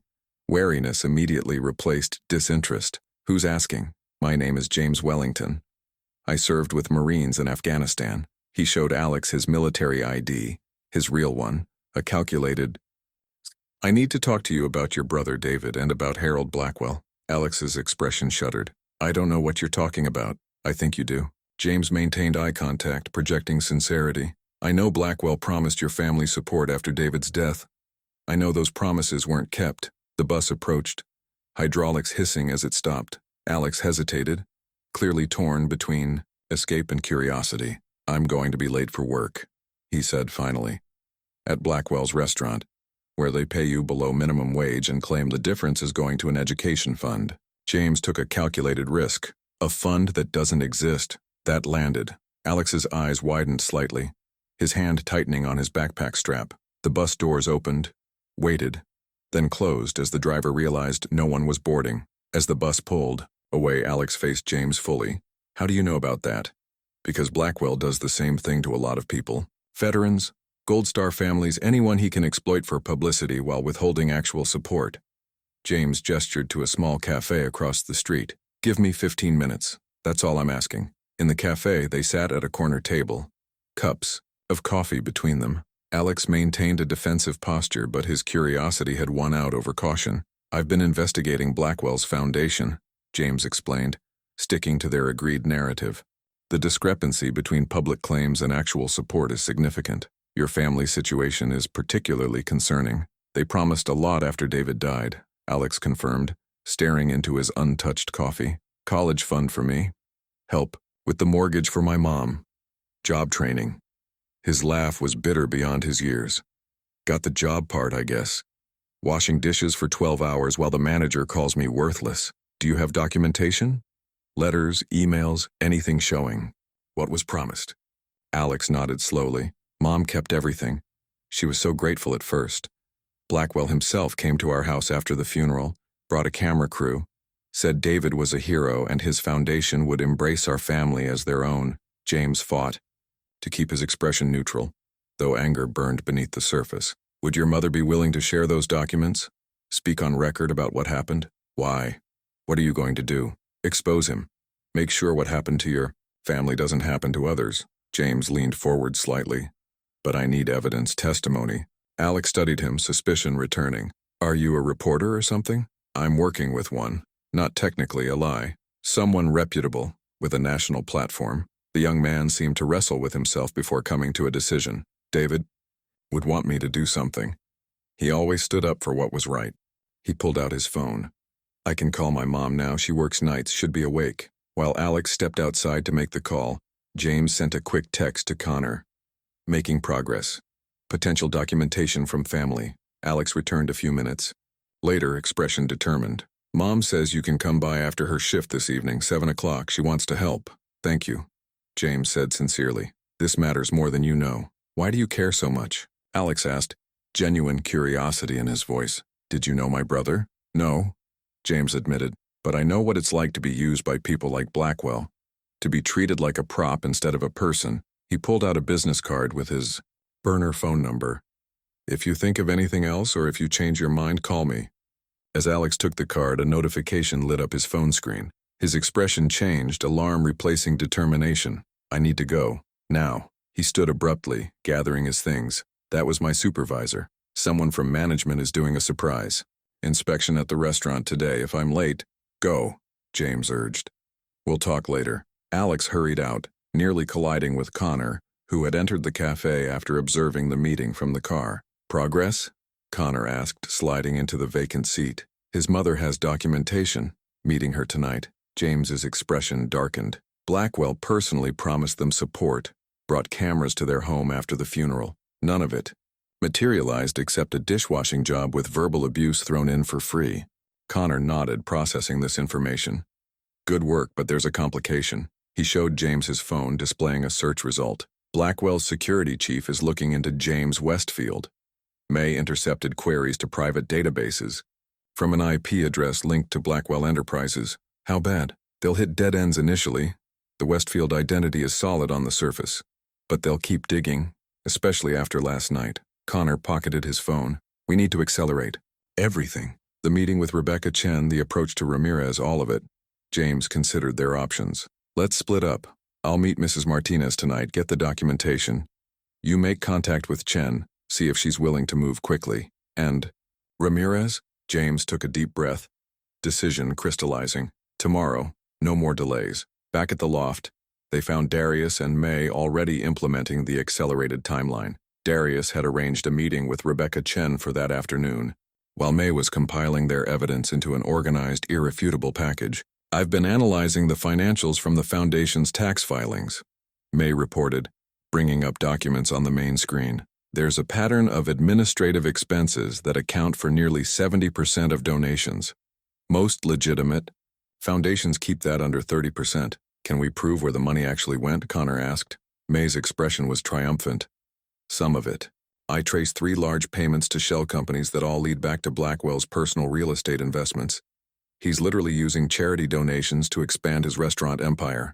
That's beyond deceptive practices, Darius noted. That's criminal fraud. If we can prove it conclusively, Connor cautioned. Chen will need rock-solid evidence before publishing. As they prepared for their separate missions, James found himself drawn to the window, staring out at the city below. The case was building, momentum gathering. Yet beneath his focus on the mission, another concern nagged at him. The impending reunion with Michael Ramirez. They'd been more than commanding officer and subordinate. After the explosion that earned James his Purple Heart and ended his military career, it was Ramirez who had visited him daily in the hospital, who had helped him navigate the initial medical bureaucracy, who had promised to stay in touch no matter what, a promise that life had eventually eroded, as James's descent into poverty and isolation severed the connections to his former life one by one. You okay? Connor asked, joining him at the window. Just thinking about tomorrow. About Mike. James's reflection in the glass showed a man transformed from the homeless veteran of weeks earlier, yet still carrying the weight of his experiences. What if he doesn't want to help? What if he's become part of Blackwell's system? Then we adapt, Connor replied simply. But from everything you've told me about him, Ramirez sounds like someone who'd want to do the right thing. James nodded, hoping Connor was right. I should get ready for the meeting with Mrs. Martinez. As he moved away from the window, his phone buzzed with a text from an unknown number. The message contained only 4 words, but they sent a chill through him. We know who you are. James stared at his phone, the anonymous message burning into his consciousness. We know who you are. 4 words that threatened to unravel everything. Problem? Connor asked, noting his expression. James handed him the phone. Connor's face remained impassive, but his eyes hardened as he read the message. May, he called, passing her the device. Trace this. Priority. Could be a bluff, Darius suggested as May connected the phone to her equipment. Fishing for a reaction. Or Blackwell's security found something, Connor countered. The timing's suspicious after last night's gala. James remained silent, mentally reviewing their security protocols, the potential points of exposure. His mind kept returning to Captain Jimenez. Her recognition had been genuine, unexpected. If she'd mentioned it to Blackwell, nothing useful from the number, May reported. Burner phone, activated today. No location data available. She looked up from her screens. But it doesn't matter who sent it. What matters is whether they really know anything. Assume they do, Connor decided. Worst case planning. James, the meeting with Mrs. Martinez. Still happening, James interrupted firmly. That documentation is crucial. If Blackwell's people are onto us, we need to move faster, not retreat. Connor studied him for a moment, then nodded. Take precautions. No direct route, check for surveillance. I know how to spot a tail, James reminded him, a hint of his military experience in the dry response. And I know how to lose one, Connor added. I'm coming with you. The decision wasn't up for debate. They spent the next hour revising protocols and establishing fallback positions. If their investigation had been compromised, They needed contingencies for every scenario. By evening, they were as prepared as possible. Connor drove a different vehicle than usual. An inconspicuous sedan May had rented under an alias. James sat in the passenger seat, scanning for signs of surveillance as they took a deliberately circuitous route to the Martinez home. "What if it's a trap?" Connor asked as they approached the address. "Then we don't go in," James replied pragmatically. "We observe, evaluate, retreat if necessary." The Martinez residence was a modest two-bedroom house in a working-class neighborhood. No unusual vehicles parked nearby. No suspicious figures loitering. After a careful survey of the surroundings, James deemed it safe to approach. Maria Martinez answered the door, still wearing her nurse's scrubs, exhaustion evident in the lines around her eyes. Those eyes widened slightly when she saw James. Recognition flickering across her features. "You're the veteran Alex mentioned," she said, her accent subtle but present. "Please, come in." The home's interior revealed a family clinging to middle-class stability through sheer determination. Furnishings were worn but meticulously clean, family photos prominently displayed. David Martinez's military portrait held the place of honor. On the mantel, his expression serious beneath his marine dress cover. "Alex said you're investigating the Blackwell Foundation," Mrs. Martinez said, gesturing for them to sit. "About the promises they made after David." She couldn't finish the sentence. James understood. Some losses never became easier to articulate. "Yes, ma'am," he confirmed gently. "We believe your family's experience is part of a pattern of deceptive practices. If you're willing to share your documentation, it could help prevent other families from experiencing the same disappointment." Mrs. Martinez studied him, her gaze penetrating. "You were a Marine too." "I can tell," James nodded. "Yes, ma'am. 3 tours in Afghanistan." Something in her expression softened. David would have been on his second tour now. She rose, moving to a desk in the corner. "I kept everything. The letters, the emails, the promotional materials they used with David's photo." She returned with a folder, handling it with the care of someone preserving evidence of both betrayal and lost hope. "Mr. Blackwell came himself after the funeral. Told me the foundation would ensure Alex could attend college, that our mortgage would be covered for a year while I grieved." Her voice hardened. "The cameras left and suddenly no one returned my calls." Connor carefully examined the documents. Official foundation letterhead detailing specific commitments, email exchanges, even a ceremonial check presented at a public event but never actually converted to real funds. "May we make copies of these?" he asked. "Take them," she replied firmly. "I don't need reminders of empty promises." As Connor photographed each document, James noticed Mrs. Martinez watching him with increased curiosity. "You seem familiar," she said finally. "Have we met before?" James maintained his composure, though alarm bells rang internally. "I don't believe so, ma'am." She frowned slightly, then shook her head. "Sorry, these long shifts affect my memory." Sometimes, the moment passed, but it reinforced the urgency of their situation. If people were beginning to recognize James despite his transformation, their window was closing rapidly.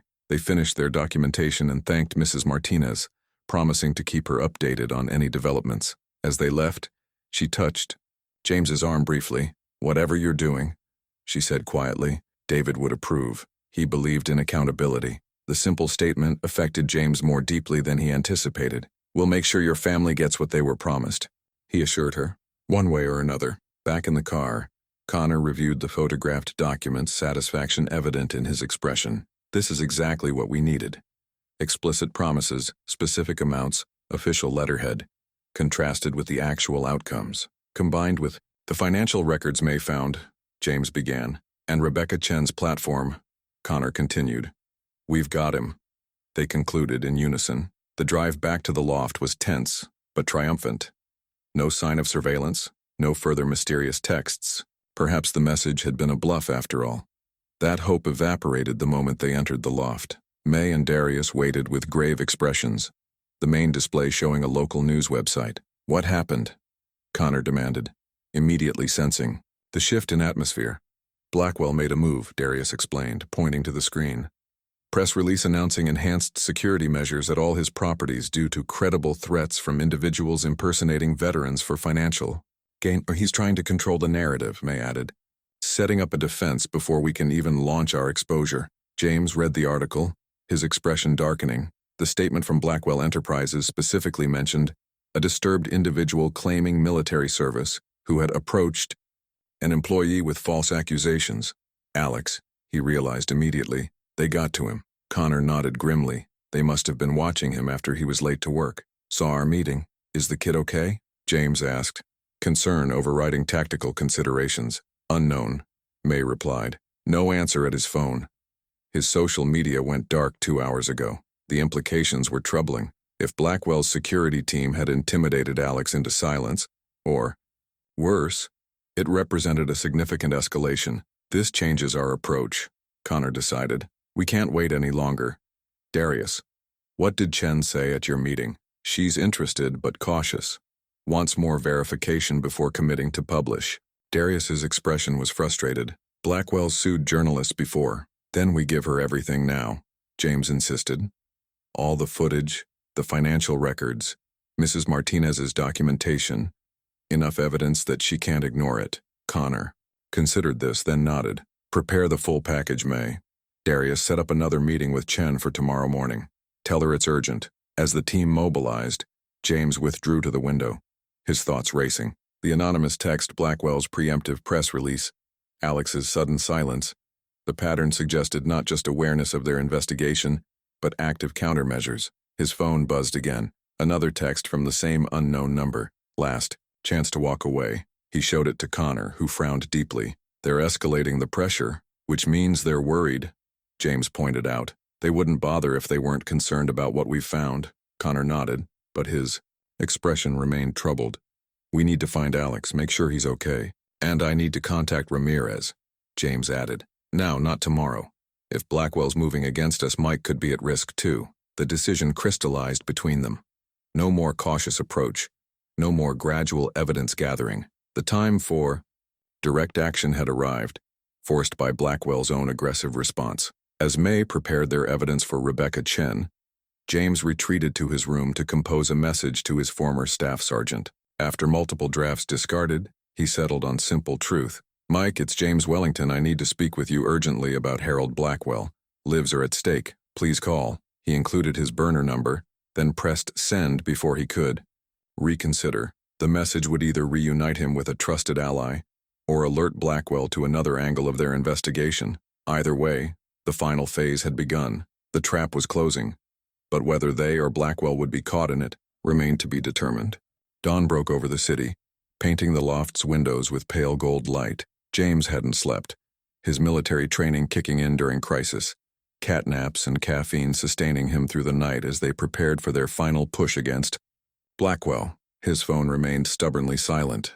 No response from Ramirez. Anything? Connor asked, emerging from his office with fresh coffee. James shook his head. Either he's ignoring the message or he never got it, or someone else saw it. First, Connor added the possibility they'd both been considering. The loft had transformed overnight into a command center. May had compiled their evidence into an irrefutable package.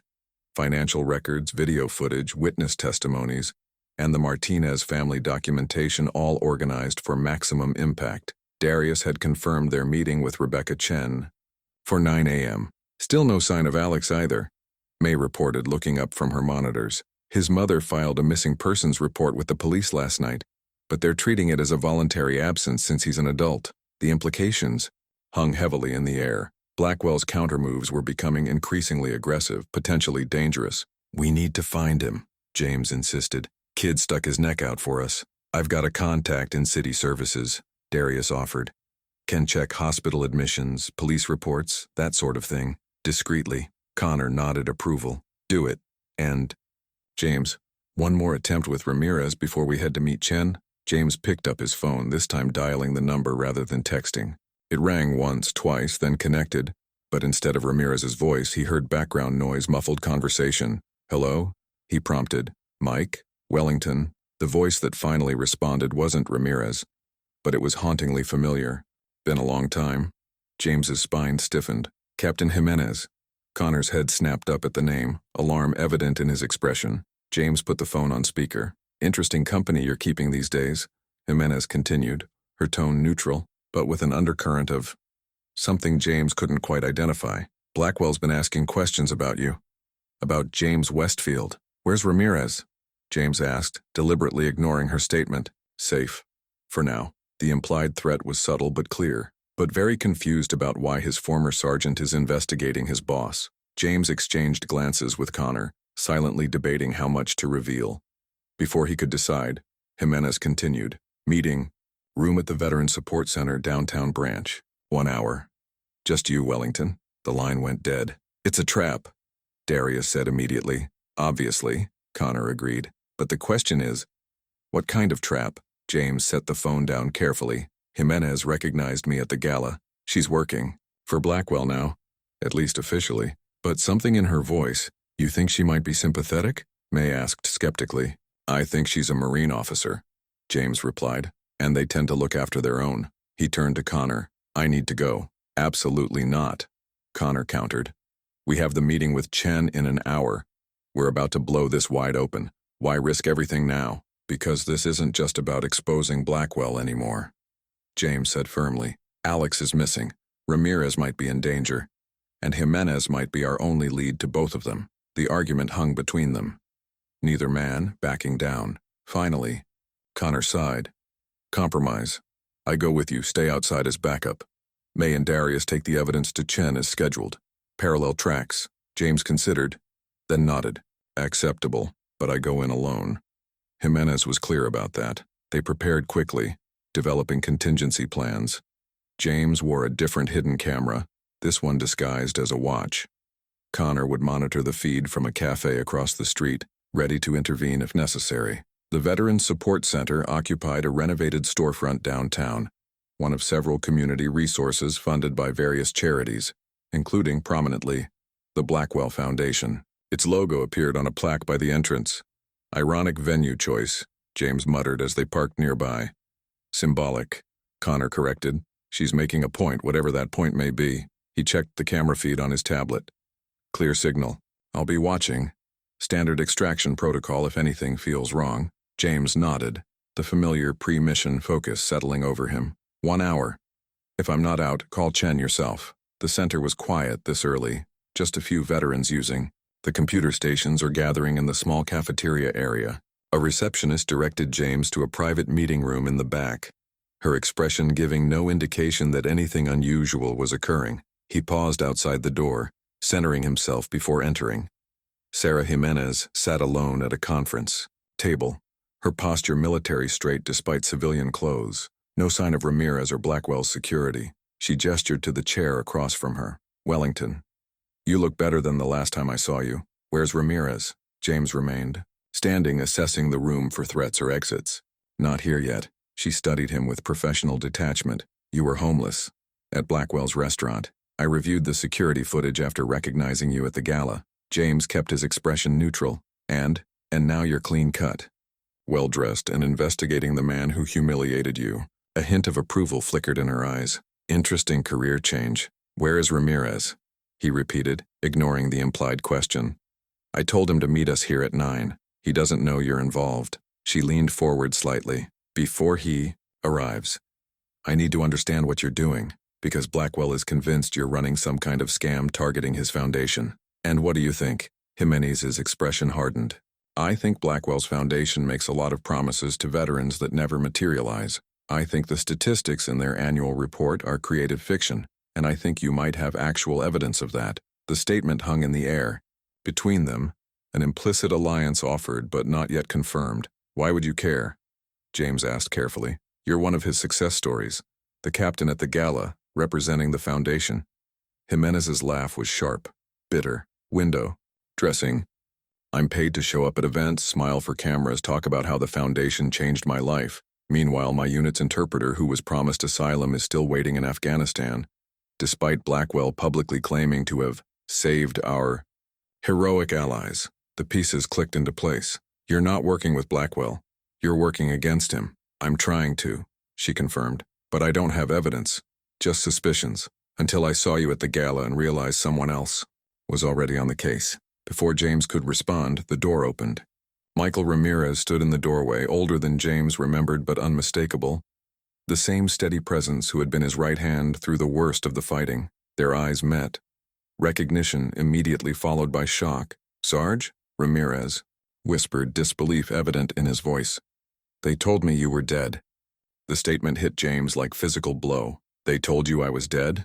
Ramirez stepped fully into the room, closing the door behind him. His expression cycled through shock, confusion, and something like anger. 2 years ago, got a call from someone claiming to be with Veterans Services. Said you'd been found in an alley OD'd. His voice tightened. I tried to verify, but you'd dropped off the grid. No contact information, no known address. I even hired a private investigator. James struggled to process this revelation. Someone had deliberately severed his connection to Ramirez, one of the few people who might have been able to help him when things were at their worst. I've been alive the whole time, Mike. Homeless for a while, yes, but very much alive. Jimenez watched their reunion with calculated interest. Someone wanted to isolate you, Wellington. The question is who and why. Blackwell, James said. With certainty. Has to be. But why target me specifically? Ramirez's expression darkened. Maybe because of what I told him about you. Explain, Jimenez prompted when Ramirez hesitated. When I started working for Blackwell's foundation, I mentioned my former sergeant, a decorated combat engineer who was struggling with PTSD in the VA system. Thought the foundation might actually help. Ramirez's jaw tightened. Blackwell seemed interested, asked for details. Then a month later I got the call saying you were dead. The implications were disturbing. Blackwell had deliberately prevented them from reconnecting. A calculated move to keep James isolated and vulnerable. He knew I was looking for you at the restaurant that night, James realized. The manager must have reported it, and Blackwell connected the dots. And now you're investigating him, Jimenez concluded. With what appears to be professional help. James met her gaze steadily. We've collected substantial evidence of fraud, exploitation, and financial misconduct. The Blackwell Foundation is largely a shell for diverting charitable donations into personal business investments. We? Ramirez asked. I have associates, one of whom is monitoring this conversation right now. James gestured to his watch. For safety. Jimenez nodded, unsurprised. Smart. Blackwell's security chief is a former police detective with questionable ethics. He's been investigating James Westfield aggressively since the gala. And now a kid named Alex Martinez is missing, James added, watching their reactions. After speaking with me about Blackwell's broken promises to his family, recognition flashed in Ramirez's eyes. Martinez? The dishwasher? Gold Star family? You know him? I hired him. Blackwell made a big show of supporting the family after his brother died, but once the cameras left, Ramirez's expression hardened. It's the same pattern. Public generosity, private abandonment. When did you last see Alex? James pressed. Yesterday morning. He was called into the manager's office, never returned to his station. The 3 veterans exchanged grim looks, the implications clear. Alex's disappearance wasn't voluntary. It was connected to their investigation. I need to make a call, James said, pulling out his phone. Connor answered immediately. I'm seeing everything. Already texted May to include the Martinez situation. In the Chen briefing, we need to find Alex, James insisted. Ramirez says he was last seen at the restaurant after being called to the manager's office. On it, Connor replied. Darius is with Chen now. Meeting's going well. She's reviewing the evidence. James ended the call, turning back to Ramirez and Jimenez. I need to know where your loyalties lie. Right now. Because things are moving. Quickly, Ramirez answered without hesitation. With you, Sarge. Always was. Jimenez took longer, her expression calculating. I joined the foundation thinking I could help fellow veterans. Instead, I've become a propaganda tool. She straightened. Decision made. I want Blackwell exposed, whatever you need. Access, James said immediately. Financial records, internal communications, anything documenting the gap between public promises and actual support. I can help with that, Ramirez offered. As assistant manager, I have limited access to the foundation's systems. Not everything, but enough to show patterns. And I have copies of scripts they make me read at events, Jimenez added. Claims about programs that don't exist. Statistics that are wildly inflated. James nodded, a plan forming. Get everything to this address. He wrote Connor's loft location on a notepad. As soon as possible. And Ramirez. Anything you know about Alex's disappearance. Any possibility where he might be. Blackwell owns a warehouse near the River District, Ramirez recalled. Uses it for restaurant supplies, but there's an office space upstairs. Very private. I've only been there once, but it felt off. Extra security. Restricted areas. James committed the information to memory. Address? As Ramirez provided the details, James's phone buzzed with a text from Connor. Security entering the building. 2 men. Professional stance. Likely armed. We need to go, James announced, showing them the message. Blackwell's people are here. Jimenez moved immediately to the window, assessing escape routes with practiced efficiency. Service entrance through the kitchen. Alley leads to the next street. Go, James urged them. Get the documentation to that address. We'll handle this.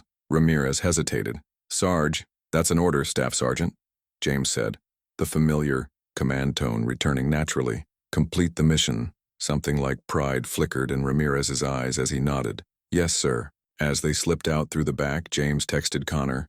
Targets incoming your direction. Extraction required. Potential lead on Alex. Warehouse in River District. He waited 30 seconds, giving Jimenez and Ramirez time to clear the building, then exited the meeting room. In the main area, 2 men in dark suits were speaking with the receptionist, their posture and awareness screaming professional security. James walked casually toward the main entrance, keeping his pace measured. One of the men turned, eyes narrowing. In recognition, Blackwell's security chief, the former detective. Their gazes locked for a moment, mutual acknowledgement of the game in play. James stepped outside just as Connor pulled up in their car. He climbed in swiftly, and they accelerated away. Ramirez and Jimenez? Connor asked, headed to the loft with documentation. They're on our side. James looked in the side mirror, confirming they weren't being followed. Ramirez believes Alex might be at a warehouse Blackwell owns. Private office space, extra security. Connor nodded, already changing their route. May texted. The meeting with Chen went better than expected. She's running with the story, says she's been trying to crack Blackwell for years. Timeline? She needs to verify some financials, get legal clearance. Publication tomorrow morning at the earliest. Connor glanced at him. But that doesn't help Alex if he's in trouble now. No, it doesn't. James's expression hardened with resolve. The warehouse first. Then we finish this. As they drove toward the River District, James processed the revelations. Of the past hour, Blackwell had gone beyond mere exploitation and fraud. He'd actively isolated James from potential support, spread false information about his death, and now potentially abducted a young man for speaking out. The mission had evolved from exposure to rescue. The stakes higher, the dangers more immediate. What did Ramirez mean? They told him you were dead? Connor asked as they navigated through morning traffic. Blackwell's people, James replied, the pieces still fitting together in his mind. When Mike mentioned me as a potential candidate for Foundation help, Blackwell must have seen an opportunity. Keep a struggling veteran isolated, vulnerable, maybe even push him toward self-destruction.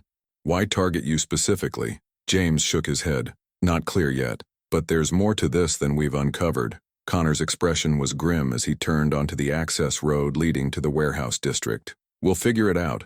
After we find Alex. The River District was a study in contrasts. Abandoned industrial buildings alongside newly renovated spaces. Luxury condos rising next to crumbling warehouses. Blackwell's property sat somewhere in the middle, an older building, with fresh paint and new security cameras. They parked a block away, assessing the situation. 2 vehicles in the lot. A black SUV with tinted windows and a maintenance van. A single guard visible at the main entrance. Minimal security, Connor observed. Either they're not expecting trouble or most of their attention is focused elsewhere, James finished. On the Chen meeting, maybe. They formulated a quick plan. Connor would approach from the front, creating a distraction with a delivery story. James would circle around, seeking alternate access. As Connor walked openly toward the guard, James moved through the shadows of adjacent buildings, his military training serving him well. The warehouse had a loading dock on the east side, its security camera angled to cover the main approach but leaving blind spots. James exploited one such blind spot, scaling a low wall and dropping silently onto the loading platform. A service door stood slightly ajar, carelessness or haste creating an opportunity. Inside, the warehouse contained what Ramirez had described. Restaurant supplies, equipment, furnishings. But James's attention was drawn to voices from above, from the office space Ramirez had mentioned. As he moved toward the stairs, Connor's voice suddenly echoed through his earpiece. 2 more guards approaching from the west. You've got maybe 3 minutes before they secure the perimeter, James acknowledged with a soft click, then continued his ascent, every sense heightened by urgency and danger. The future of their mission, and potentially Alex's life, depended on what he would find above. The stairway to the upper level was utilitarian metal, each step threatening to announce James's presence. He moved with practiced care, distributing his weight to minimize noise, his body remembering the stealth techniques that had kept him alive in combat zones. At the top, a short hallway led to several doors. The voices came from the furthest room. Two men, their tones alternating between casual and threatening. James edged closer, straining to hear. Doesn't matter what you told him. Nobody's going to believe some dishwasher over Harold Blackwell. A younger voice responded, defiant despite an undercurrent of fear. My mother has all the documentation, the promises he made, the money we never received. Alex, alive and apparently unharmed, though clearly being held against his will. Your mother won't be a problem. The first voice replied with chilling confidence. By the time we're done, you'll both be discredited as unstable, ungrateful opportunists. Blackwell's PR team is already crafting the narrative. James's earpiece crackled softly. Connor's whispered warning. Guards entering the building. 60 seconds. No time for subtlety. James assessed his options, decided on direct action. The element of surprise was his only advantage. He activated his watch camera, ensuring everything would be recorded, then pushed the door open with sudden force. Two men turned in shock, one in an expensive suit, likely Blackwell's legal representative, the other, larger and more physically imposing, obviously security. Alex Martinez sat in a chair between them, relief flooding his face at the interruption. What the hell? The security man started, reaching inside his jacket. Don't, James advised, quietly. His stance shifted subtly, projecting both calm and lethal capability. Alex is leaving with me now. The suited man recovered first. This is private property. You're trespassing, and you're holding a young man against his will, James countered. That's kidnapping, which carries a much steeper sentence. Nobody's kidnapped anyone, the man scoffed, though uncertainty had entered his voice. Mr. Martinez is here voluntarily, discussing a misunderstanding about his employment. Alex stood shakily. They took my phone, forced me into their car, said they'd have my mother deported if I didn't cooperate. The security man moved to block Alex's path to the door.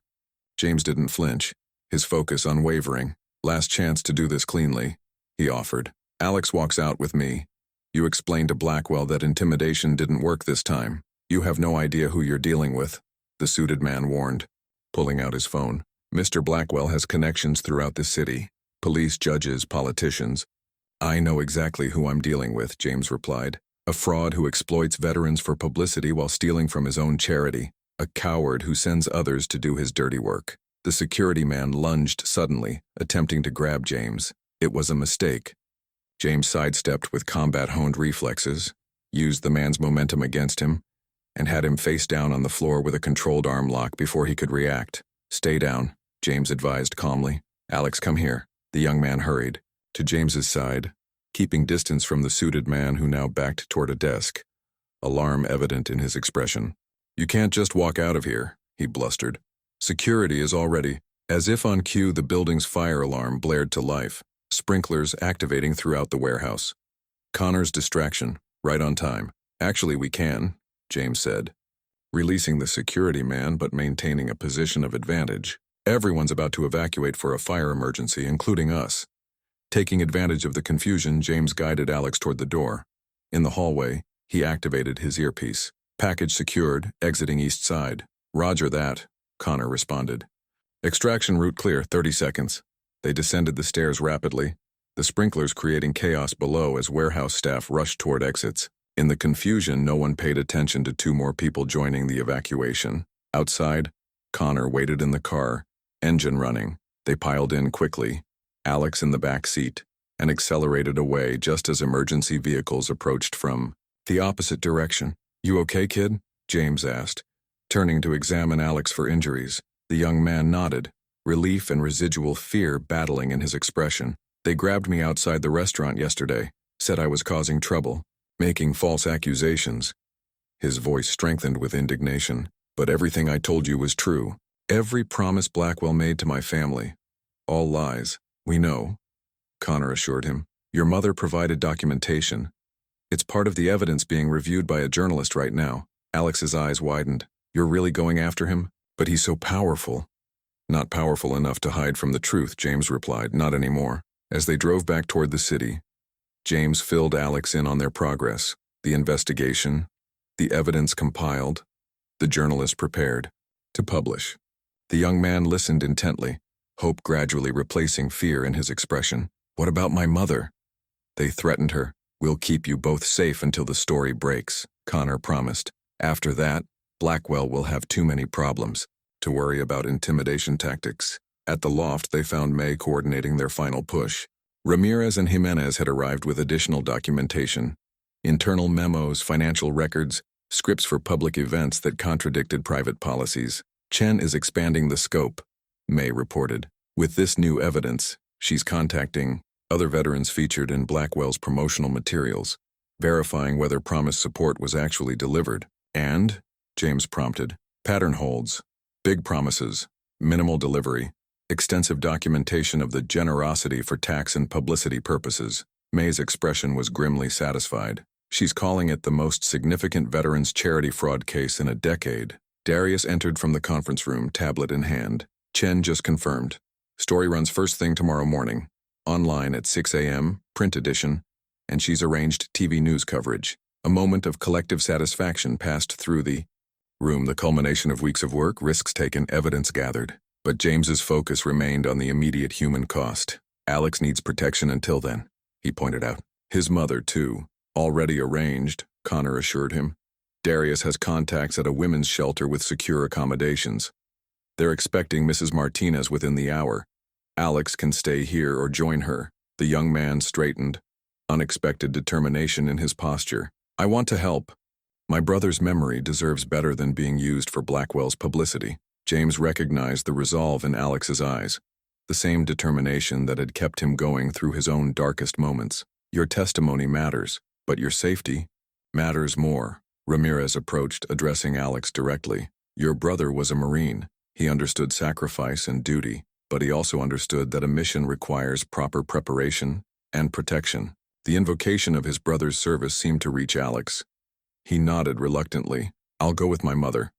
But I want to be there when this all comes out. I want Blackwell to see me when he realizes it's over. That can be arranged, Connor promised. As they organized Alex's transportation, James found himself standing with Ramirez near the windows, a moment of quiet amid the controlled chaos of their operation. You could have contacted me sooner, Ramirez said. No accusation in his tone, just statement of fact. Pride, James admitted. Didn't want you to see what I'd become. Ramirez studied him. What I see is the same sergeant who pulled me out of that collapsed building in Kandahar. Different battle, same warrior. The simple affirmation hit James with unexpected force, coming from Ramirez, a man who had seen him at his best and now knew of his worst. It carried weight that no amount of therapy or medication could provide.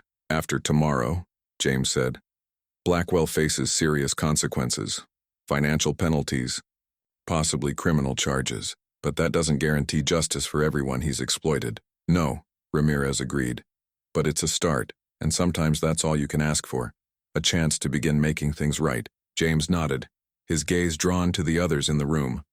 Connor coordinating with Darius, May securing their evidence, Alex speaking with Jimenez about his brother's service, a makeshift unit, formed by circumstance but bound by common purpose. Tomorrow, he said quietly, everything changes. For Blackwell, definitely, Ramirez replied. But what about for you, Sarge? What happens after the mission? It was a question James had avoided confronting directly, focused as he'd been on the immediate objectives. But standing here, seeing the operation they'd built, the impact they were already having, an answer formed with unexpected clarity. This isn't just about Blackwell anymore, he realized. It's about all the others like him. People who exploit vulnerability for profit, who break promises with no accountability. Sounds like you're planning a longer campaign, Ramirez observed, with a hint of a smile. James met his former staff sergeant's gaze, certainty solidifying within him. Maybe I am. Connor calls it justice work. I'm starting to see it as the mission I've been training for all along. Outside, the afternoon sun broke through clouds, illuminating the city below.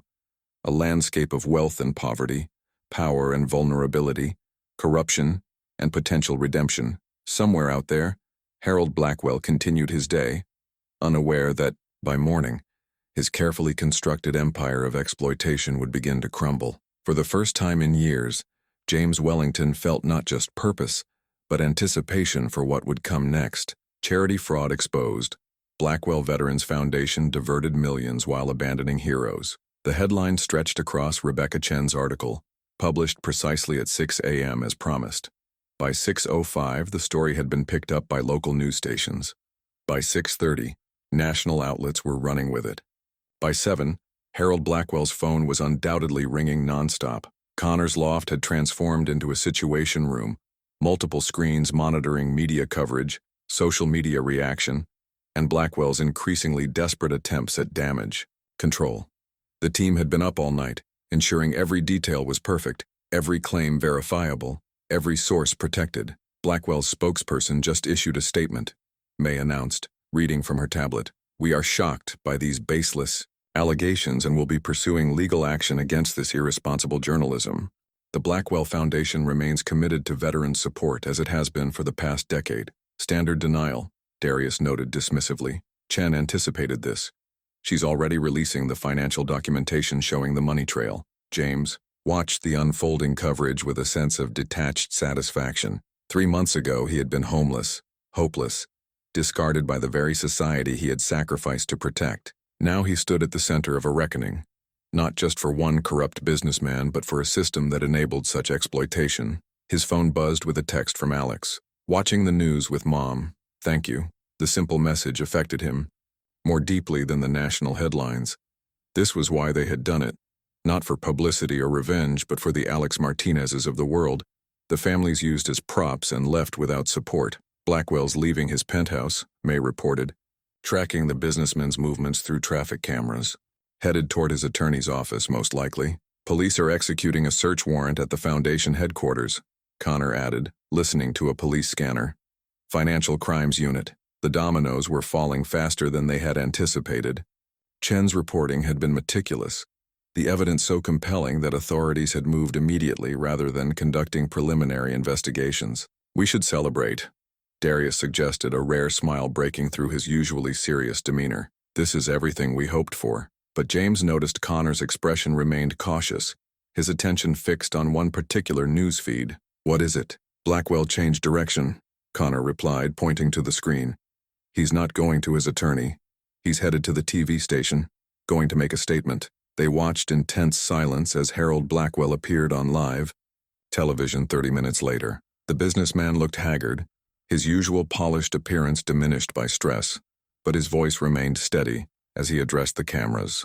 "I stand before you today as a man falsely accused," he began, his practiced charm evident despite the circumstances. "These allegations are orchestrated by a group with personal vendettas against me and my foundation's work," he continued with carefully crafted denials, spinning the narrative to cast himself as the victim of a conspiracy.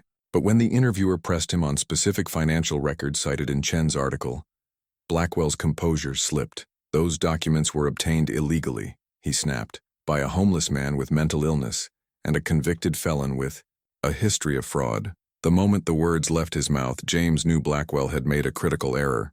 The businessman had just publicly acknowledged that the documents were authentic, only disputing their acquisition. "He's panicking," Connor observed with professional assessment, breaking his own crisis management protocols. The interview deteriorated further as Blackwell, increasingly defensive, made vague threats about powerful friends who would ensure those behind the exposé would face consequences. "Recording this?" James asked May, who nodded confirmation. "Every word." Chen is already preparing a follow-up piece on the implicit threats. By noon, the story had expanded beyond Blackwell himself to the broader issue of veterans' charity fraud. Other organizations were facing increased scrutiny, donors were demanding accountability, and politicians were issuing statements about the need for stronger oversight. "This is bigger than we anticipated," Connor admitted as they watched the cascade of consequences. "We've triggered a systemic review," James nodded, satisfaction tempered by awareness of how much work remained. One corrupt foundation exposed, dozens more still operating. The day progressed with developments coming rapidly. Blackwell's major donors publicly distanced themselves. The mayor, previously photographed at every foundation gala, announced an independent audit of all city contracts with Blackwell's companies. 2 board members resigned, issuing statements that they had been misled about the foundation's activities. By evening, the first criminal implications emerged. A statement from the district attorney's office announced a formal investigation into potential charity fraud, tax evasion, and misappropriation of funds. They're moving faster than expected, Darius noted. Someone in the DA's office must have already been building a case, just waiting for public exposure to move. As night fell, the team gathered for a moment of reflection. The adrenaline of the day was fading, leaving room for deeper consideration of what they had accomplished and what would come next. Blackwell will likely face charges, Connor assessed. But he has resources, connections, he'll fight. Let him, James replied. Every day he fights keeps this story alive, brings more scrutiny to others like him. Ramirez, who had been monitoring developments from his apartment, joined them via video call. Blackwell's security chief just resigned. Apparently he's cooperating with investigators trying to save himself. Smart move, Connor commented. First one to flip gets the best deal. As the others discussed next steps, James found himself drawn again to the window, his reflection overlaid on the city lights below. The man looking back at him bore little resemblance to the homeless veteran who had once been mocked and ejected from Blackwell's restaurant. His phone buzzed with a message from Dr. Lee. Watching the news. Proud of you. This is healing of a different kind. She was right. The mission had given him purpose, community, and a path forward. The nightmares hadn't disappeared.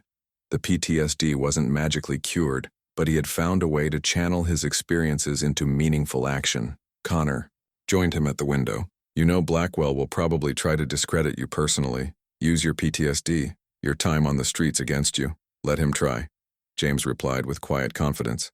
Some scars are worth having. They stood in companionable silence, watching. The city where tomorrow, the second day of reckoning, would begin.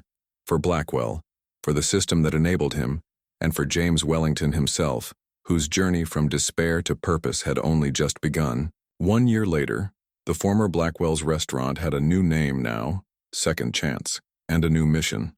Where once the wealthy had dined in exclusive luxury, veterans and civilians now shared tables in a space designed for community rather than exclusion. James straightened his tie, reviewing his notes one final time before the ceremony. Through the window he could see the gathering crowd.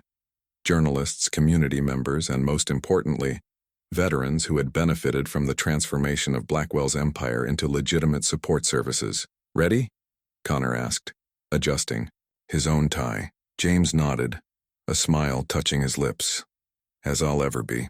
They exited the office together, walking through the restaurant where staff, many of them veterans in job training programs, prepared for the day's service. Alex Martinez, now the assistant manager, directed operations with confident efficiency. Big crowd out there, Sarge, he reported with a grin. Moms in the front row practically bursting with pride.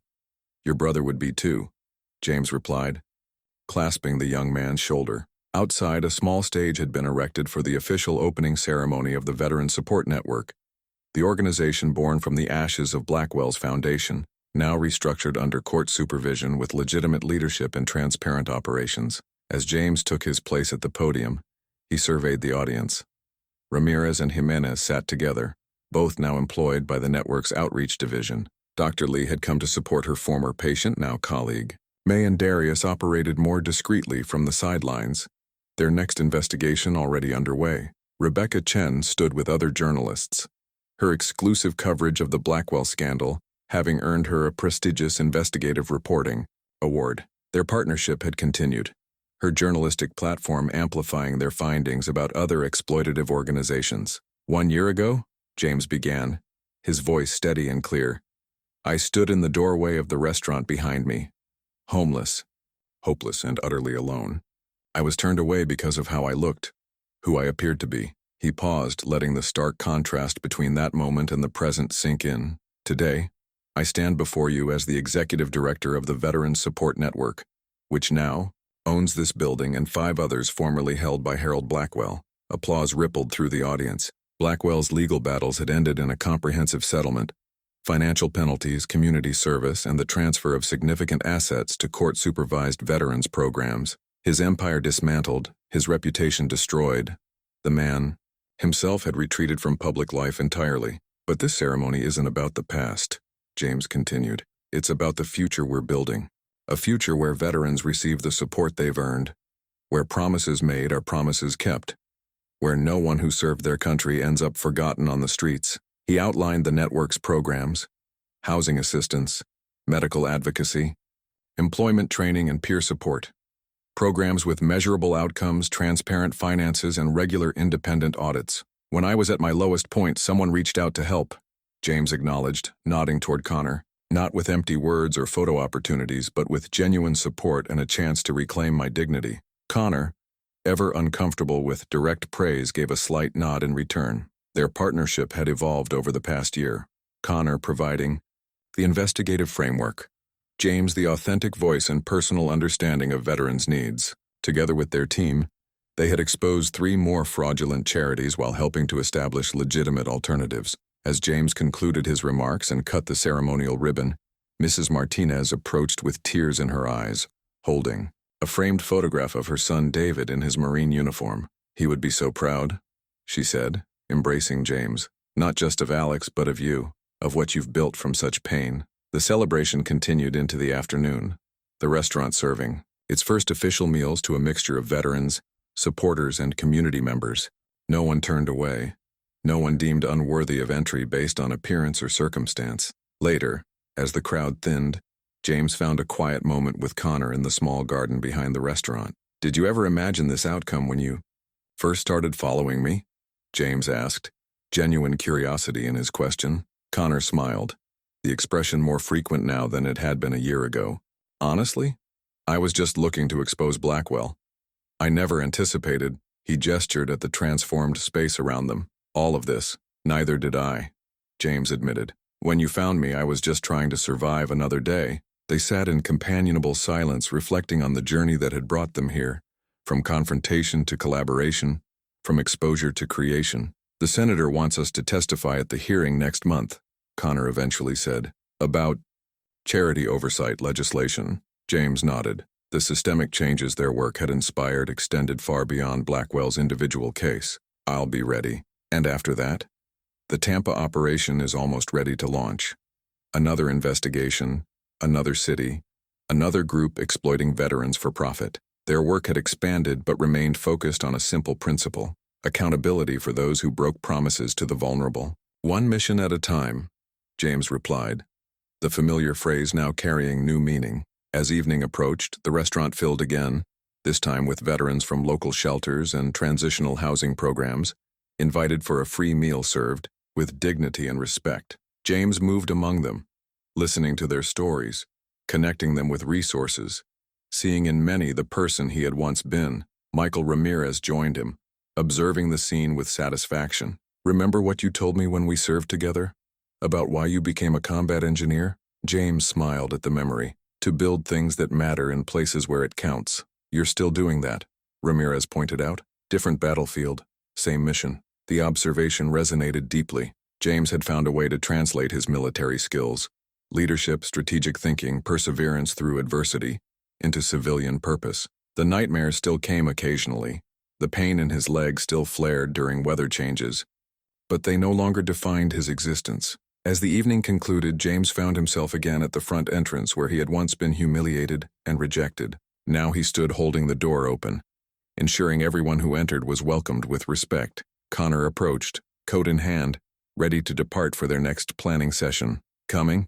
James took one last look at the transformed space, at Alex, guiding a young veteran through employment paperwork, at Jimenez mentoring a recently discharged Marine, at the community they had built from the wreckage of exploitation. "Yeah," he replied, a quiet certainty in his voice. "I'm ready for the next mission." As they walked toward Connor's car, James noticed a solitary figure across the street. A homeless man watching the activity at the restaurant with wary longing. Without hesitation, James changed direction, approaching slowly with respectful distance. "We're serving meals inside," he said gently. "No questions asked, no judgment. You're welcome to join us." The man's eyes, haunted by experiences James understood all too well, registered surprise, then cautious hope. "For real, they won't turn me away because of—" He gestured vaguely at his appearance. "Especially not because of that," James assured him. "I give you my word." As they crossed the street together, returning to the warmth and light of the restaurant, James felt the circle completing, from being the one turned away to being the one extending welcome, from victim to advocate, From isolated survivor to community builder, the journey wasn't over. There were more battles to fight, more systems to change, more lives to impact. But for the first time in years, James Wellington looked toward the future not with dread, but with purpose, and the unshakable knowledge that no matter how dark the night, dawn eventually comes to those who persist through the darkness. If this story touched your heart, like and subscribe. Share this with someone who believes in second chances. Let love grow by passing this on.